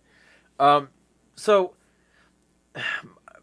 the reason I brought up the Friendly Fascism book is because not only do I think that book explains just so much that we're dealing with, but I want people to read that book and understand that it's happening now, and that Trump is currently doing that. Like, he wants to point the workers at some foreign threat or, some minority here instead of the actual problems that he and his cronies are creating.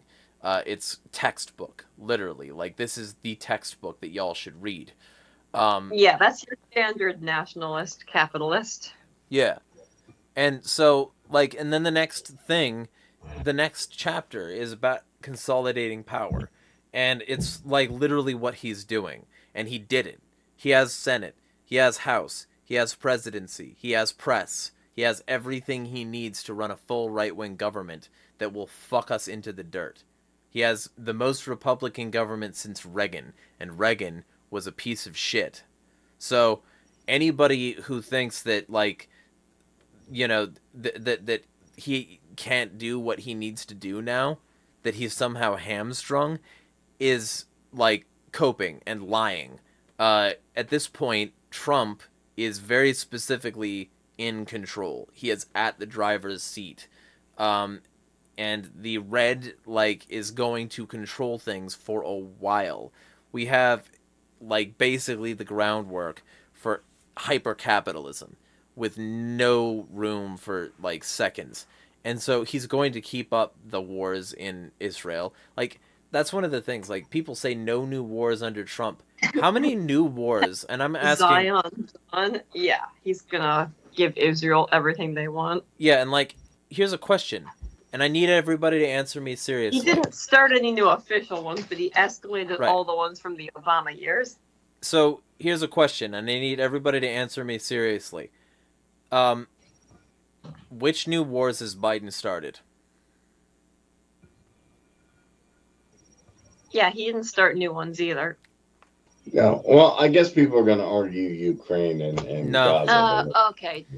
Well, no. Okay, that technically started during Obama's term, but okay. I mean, yeah, the Bidens were involved in Ukraine, but so was Trump. Didn't start during his term while he was president, technically, though. But Trump is the one who, like, during his presidency, helped enable a bunch of bullshit, like, with the Azov battalion and hyper-enable their more paramilitary wings. And yeah, he just continued all the foreign policy, all the foreign policies of the previous administrations. Well, right, and so, like, Obama... He made noises about not wanting to go to the war because it was a waste of money. But so again, even in regards to, like, the war in Ukraine, that wasn't necessarily a war initiated by the United States. Well, even if one wants to make the claim that.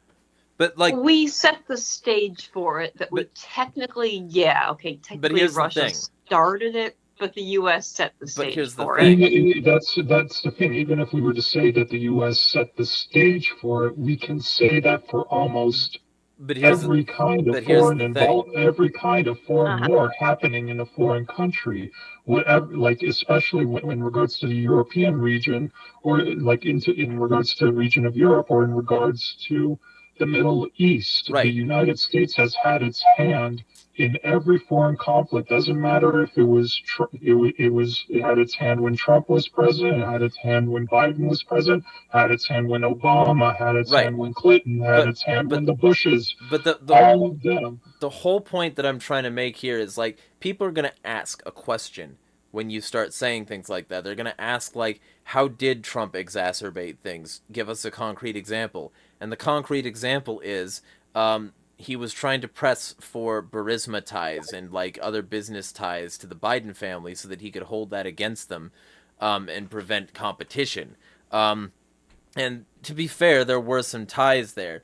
But in order to get, like, the investigation started, he ordered Ukraine to help him with the investigation, or they would start losing aid and support.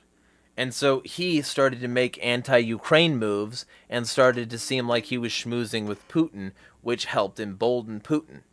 And he also started to talk about how, the U.S. has got blood on its hands too, and being like rhetorically on the side of the dictators that were getting their hands bloody. I'm not saying that, it's bad to make the claim that the U.S. also has bloody hands. I'm saying that Trump is the wrong person to make those claims in the wrong time with the wrong circumstances. No, I'm not upset about I am for the reasons I just said. And so with all of that, and combined with withholding shit from Ukraine under his presidency, he helped exacerbate the situation between Ukraine and Russia. And that created more problems that would eventually precipitate toward the present conflict. In the same way that him killing Soleimani, exacerbated tensions between America and the Western hegemony and Iran, which eventually led to the and then the Middle East and the greater Arab world. Additionally, him and the presence with the genocide in Yemen and Syria bombing and various other things positioned him as an enemy of the Middle East, of the Arab world. And then somehow, later on down the line, Hamas decides to attack Israel, probably at least partially because of things that were precipitated by him and made easier by him.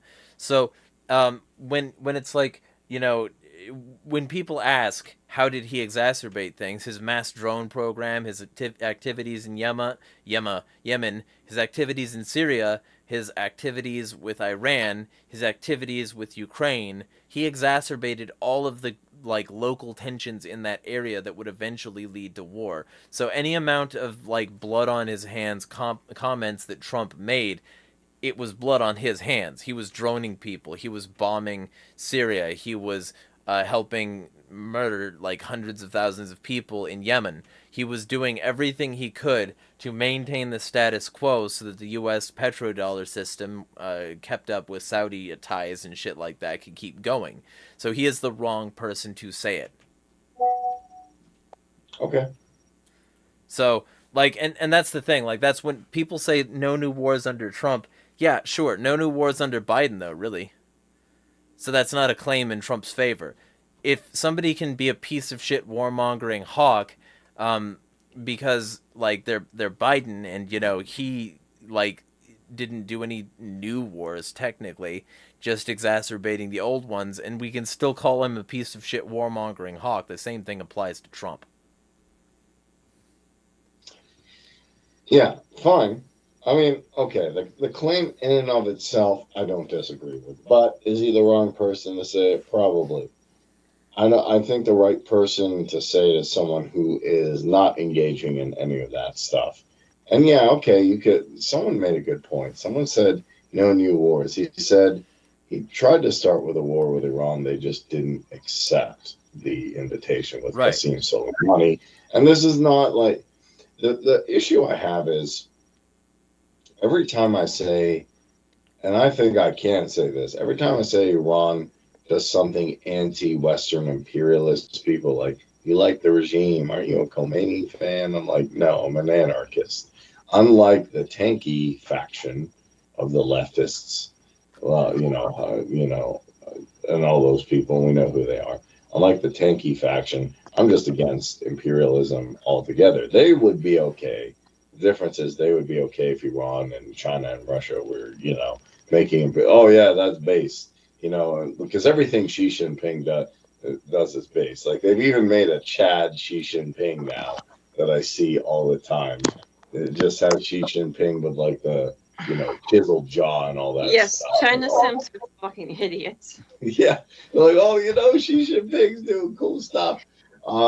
They even tried to get me one. Yeah, but capitalism is communism if it has a red color scheme, bro.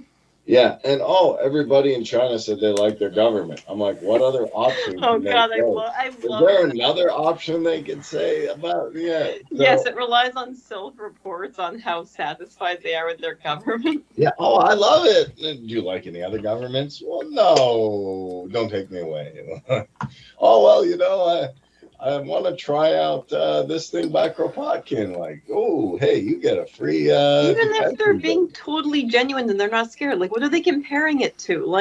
Yeah. So that's most Americans, if they're happy with their government, they will have bought the shit they were spoon-fed throughout elementary school about this being the land of the free, and they'll say, "Yeah, I'm super satisfied I'm compared about to to other pay countries." So 35% of my taxes. yeah, What are you fighting it's over? I it's love such a Red 40 in stupid my study. food.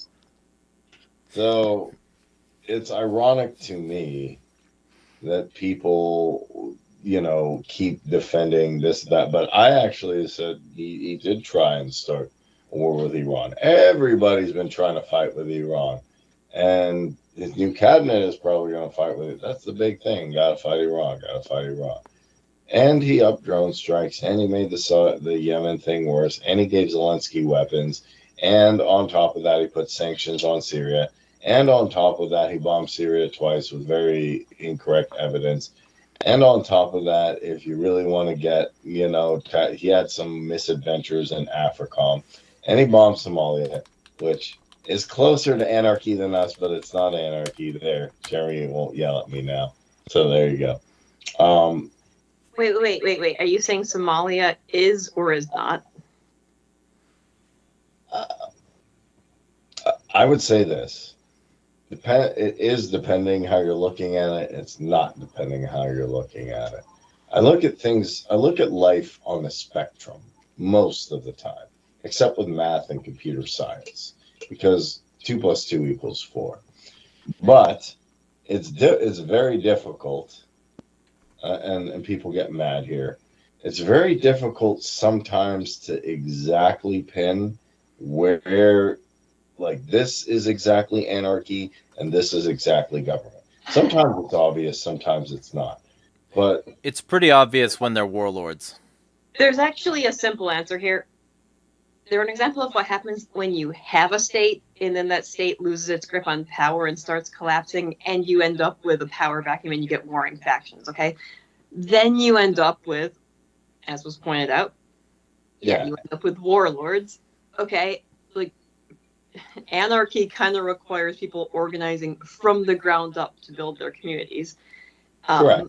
Yeah, it shouldn't be difficult to say no lords, no masters. Slowly seizing power away from the centralized state. If you have a centralized state that suddenly collapses, you end up with a Somalia situation. And then, of course, there was the fact that the U.S. The thing is, though, like, when their government lost its grip on power, like, they actually were improving on several metrics relative to other sub-Saharan African countries until the CIA started intervening. The hard part comes in when you organize, and some people say, well, because the reason I say it's hard to figure out anarchy exactly is because ANCAPs will say it means just all voluntary interactions. But they will say hierarchy is okay. Like, okay, I can have a CEO of a defense company and a CEO of that defense company. A lot of, like, you saw the email I got. ANCOMs will say, no, you've created hierarchy through the free market or through capitalism. And because this hierarchy exists, it's not legitimate anarchy. Now, the hard part is, so I say in a lot of cases, it is easy to tell hierarchy is illegitimate, but there's some cases where it is very difficult. Should somebody be able to be a CEO of a defense company in a particular region, and is that legitimate? Is Dale Brown an unjust hierarchy? And that's a little bit more complicated. Dale Brown doesn't call himself an anarchist. He doesn't. And there's a reason for that, because he's not. He's not. And I had a big argument with him in 2014 and 15 about that. But so that's kind of a good example of where it's easy to tell. There's no lords and no masters in anarchy. You can't be a war master in anarchy. What if, like, you legitimately homestead some land, though, and you start offering private defense contracting services, though? Like, that's where it starts to get sticky. Depends on what you're doing as private contractors, but these warlords aren't doing that. I mean, yes, they're aggressing. Yeah. Yeah, so these people are not What? operating on an anarchist paradigm, and that's why it doesn't qualify. But But It's what? Then we very- would just get called a bunch of irrational utopians, though. Oh well, you guys are just dismissing real world happenings as not anarchism. Like my whole point was like, but it's look, difficult. this is the inevitable outcome of a collapsing state. This is why if you want to have an actual functional anarchist society, you need to build it from the ground up Right. via the ag And strategy. gradually. Decentralization, not Yes. balkanization. yeah, As exactly. medieval Iceland anarchist, it's very difficult to tell. You could say it was a It- minarchist society. It was libertarian, but it wasn't anarchist. What I was mean, it's close. Medieval Iceland. Is Rojava anarchy? It's close. It's what close, about but it's not. what about the Republic of Casbah? Close. Yeah, Not because bad. that was I think that was the closest thing to like a market anarchist society, and it lasted several hundred years too. Yeah, it worked really well actually. People don't. Yeah, Most so people have never heard of it, But and and that's I'm probably for a reason. willing to say medieval Iceland and Caspia were anarchy. well, I don't agree. But like either way, the reason. So we'll have a discussion about that as well on another day. The general thing though for today's stream, we've talked about the Trump situation.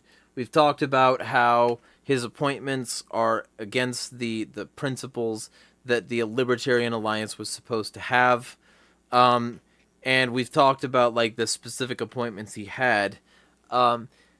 Let me just say, anybody who hasn't watched our Project 2025 coverage, go back and do that if you've got the time. Because like it's really fucking bad. And all we did is just like look over the Wikipedia. Like, I mean, I've read the thing, but like the Wikipedia had enough, but not the whole thing either. The whole thing is worse. It's just got some, more managerial boring aspects of it, some more bureaucratic speak.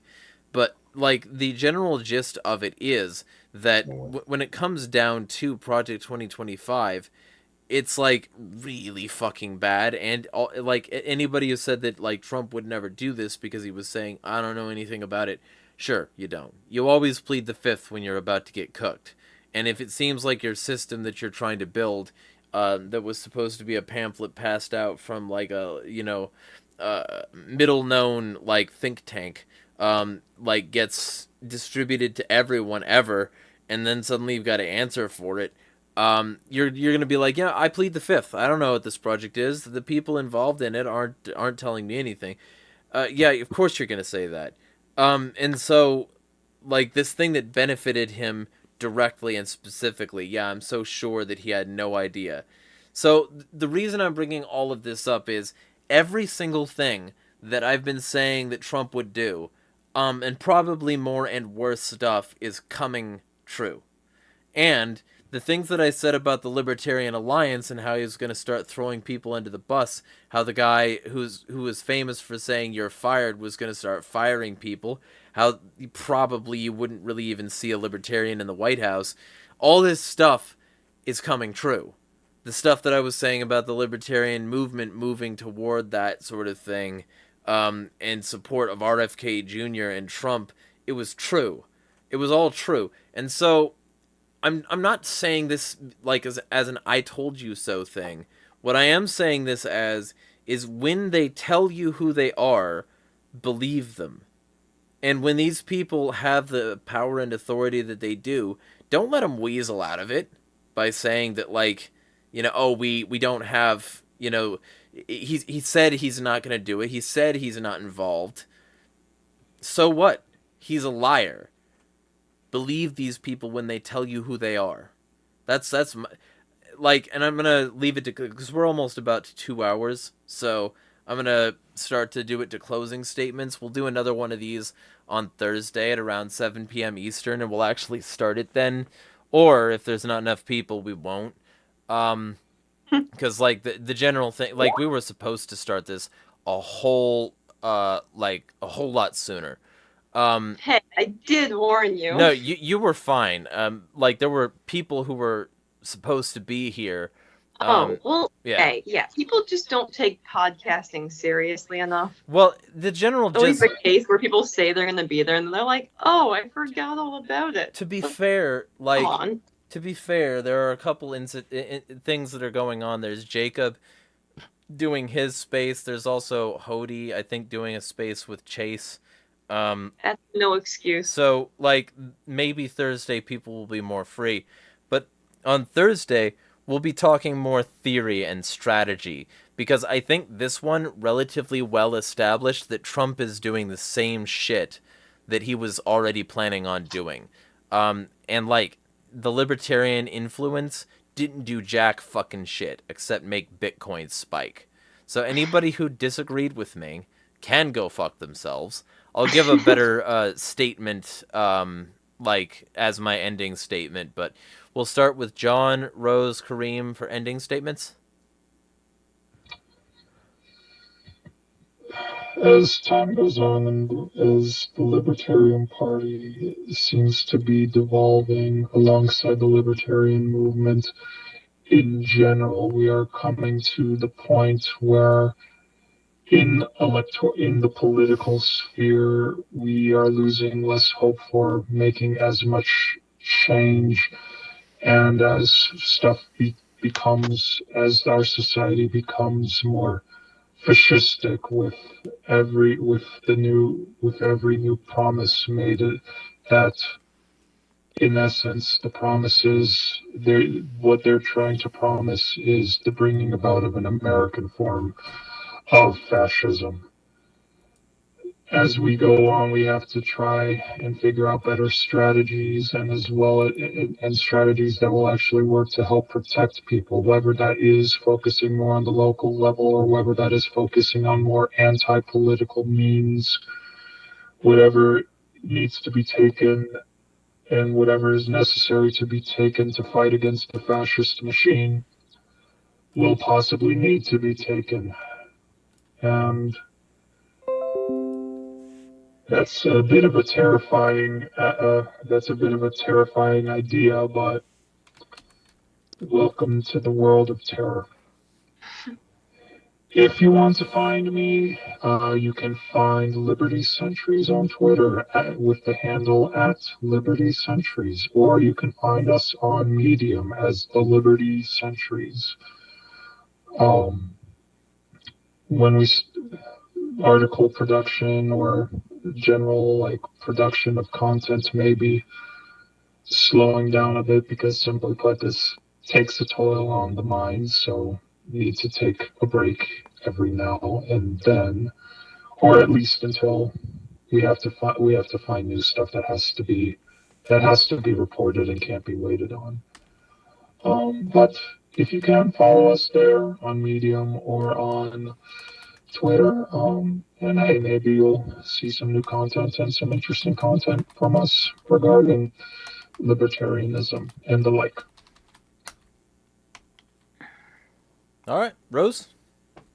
Well, so as far as the libertarian movement as a whole goes, look, this is a cycle that repeats itself probably every 20 years or so. Libertarians get this idea that because just enough time has passed that they can't remember what happened last time, they get this idea that they can align themselves with people who like to pay lip service to things like free markets and lower taxes and civil liberties. And they get this idea that they can work with the authoritarian right. Things do not go as they want. They end up thoroughly screwed over, and then they're once again reminded, oh yeah, statists are not our allies. And then you have a based libertarian movement that lasts for a few years. And then the cycle repeats itself. You get a general tendency towards pragmatism and working with people who are not actually your allies. So we're nearing the end of another one of these cycles. Okay, we have the libertarian movement thinking that they can align themselves with right-wing populists, just like what happened in the 90s with Rothbard. We have, we're already seeing, what the inevitable outcome. We're seeing the person that we thought we could hitch ourselves to screwing us over by appointing neocons and not actually making any moves to do any of the things that we were hoping he was going to.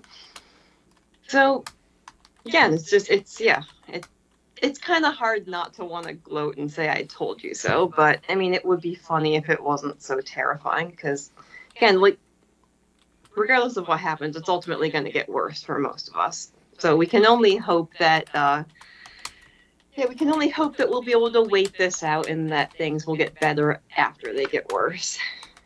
In any event, you all know where to find me. You can find me on Facebook, Discord. That's about it. And otherwise, good night, everyone.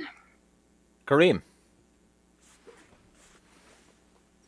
All right, I'm going to piggyback off what Rose said. We always try to work with statist factions, and this includes anarchists on the left too. I knew a lot of ANCOMs who wanted to be Bernie bros. I'm like, democratic socialism is not anarcho-communism. And Re-Education has a very good video. Anarcho-communism is not when the government does stuff. And it's really simple, but it's the same issue on the right too. Statists are not our friends. They're never going to be our friends. Rothbard's late paleo strategy, I don't think was ever going to work, because once you unleash the cops, you're not an anarchist anymore.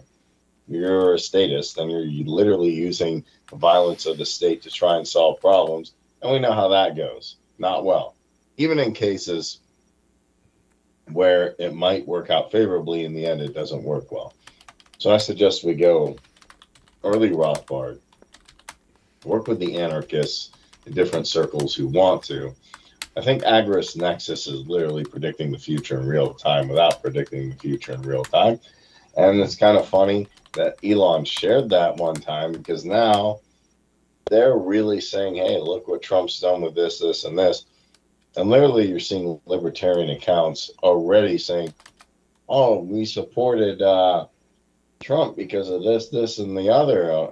But now his appointments are all bad. It was only a week. Like, well, Chase sucked and Kamala was bad and all this. Whatever. Now they're turning on him. What we need to do, and we have the infrastructure actually to do it, through actually, and I think we can thank Andrewism, Jeremiah, and Comrade Bread, and the Mad Liberty people, and Freed Anarchy, if they ever let me in there, is we have people in your servers now who once here would be my counter strategy is literally this. Let Trump do what Trump does. Let him screw things up. Let him appoint the most corporatist, dumb people, which he's going to do. Then I can say, look, I told you so. But I agree. Funny enough, for a statist, I like Robert E. Lee, but I also like Theodore. I like Teddy. Teddy is cool. Are we gonna have another argument about Robert E. Lee? I mean, no, I'm not posting Robert E. Lee, but I like Teddy Roosevelt. And Teddy Roosevelt had a very good quote, said, complaining about something without offering a solution is just whining. And most people say, this sucks, and that's it. I suggest once this happens and Trump makes the wrong moves, because his donors are going to dictate what direction he goes, not the voters. Because if I give you $100 million, it dictates that you're going to have to do what I want you to do. And that's not a small amount of money. Even if you're a billionaire, $90 million or $100 million, not a small amount. Right. And he took that money. He didn't have to, in my opinion, but he did. So now he has to do what these people say. And a lot of these people have very nefarious intentions. I mentioned one, Miriam Adelson, but there's other ones. And that's why I think things are going this direction. We need to let that run its course. And libertarians, like even Dylan Allman, to give you an example, LPNH said, hey, we're back to criticizing Trump. Dylan Allman said, hey, he's draining the swamp right back into Washington. And, I could name other figures, but that doesn't matter. What matters is let him run his course, let him make his mistakes, let all these bad things happen. And I'd say the fake libertarians are just gonna, not admit their mistakes. But we can take people from Freed Anarchy, from Andrewism server, from Bread server, who were libertarians before, even from Jeremiah's people, and we can actually turn the Libertarian Party around using the initial Rothbard strategy. And not only that, we can actually create a culture that says, like, look, your self-made heroes that Albert Pike is talking about don't work. And having heroes in and of themselves don't work. I'll tell you what does work. Actual unity coalitions, real unity. Now, I use the word government because if you read Bookchin's last book before he died, he differentiates the state as a monopoly on a coercive monopoly on force, like Washington, D.C.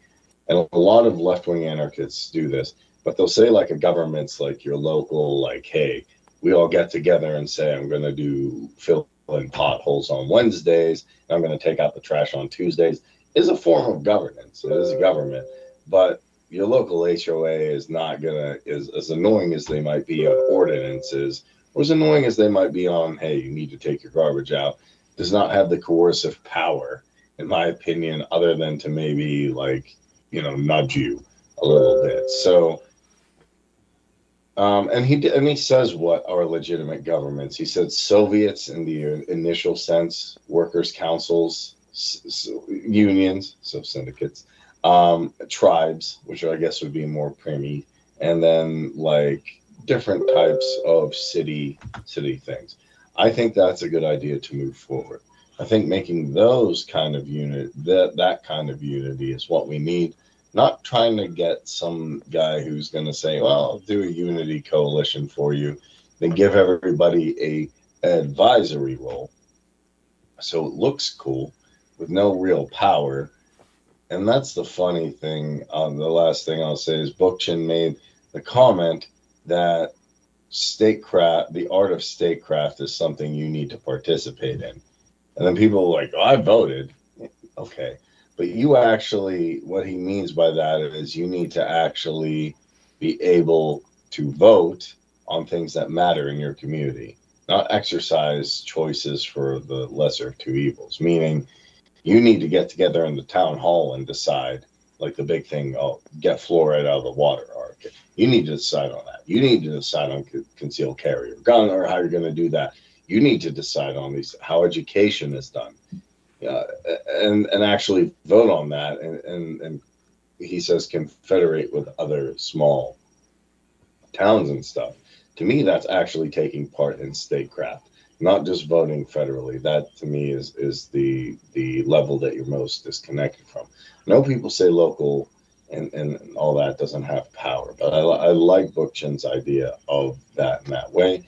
And for a real example, it works in Seca Sosola. There's huge federations in Venezuela, and it does work in Rojava to a certain extent. But if you're going to actually say power to the people, then you need to give them egalitarian voting in a horizontal power structure, which basically means, hey, if I'm going to vote on something, I want to vote on real stuff in my community and have a say and have a discussion and have recourse for dissenting minorities as well. That's, to me, what really matters.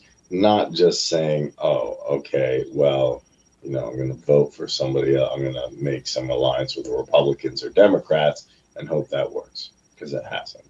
So it was a little long-winded there. But I think our time is coming. We just got to play it out. Just let the orange man mess it up. The Democrats have nothing to stand on either. Like, they ran a terrible candidate. And I don't really see any good, real populist energy coming from their party. The only time I really saw that was actually Bernie Sanders, and he was a far cry from that. Yep. Well, they rigged their entire system to prevent him from actually running. And it's ironic that some ANCOMs are screaming bad, because democratic socialism, I actually did use, because I was trying to make the discrepancy. I looked it up and I used a little bit of AI, but the biggest thing about democratic socialism that separates it from libertarian socialism or ANCOMs are.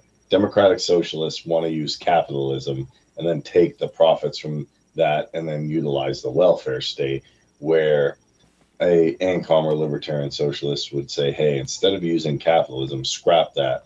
Let's self-organize and see how we can utilize resources. So that's it. You can find me, Preem6633 on X. Anarch Unity, I'll be writing for that again. On top of Anarch Unity, Attack the System. And check out Essential Libertarians and Jeremiah Talks. So, what I'll finish with, and I'll make this somewhat quick. First off, read Friendly Fascism. Like, if anybody hasn't done that yet, it's a gold mine of information about the way things are, and the way things will be. And it was written long enough ago that, like, the fact that it's so clearly true now is, like, provable by so many different, like, analyses of different administrations, and the fact that they're all serving the same general purpose for the same general mentality of the same general system, pushing in the same general direction toward fascism. And people claim, well, you can't have fascism here. This is the country that fought the Nazis, because they didn't look into history. They didn't look into the fact that this country funded, armed, supported the Nazis before, during, and after World War II. You have been lied into every war that you have ever been in, Americans. This is a truth that needs to be understood. War is the health of the state. You have been lied into every war. I posted this thing for Veterans Day, which was, recent.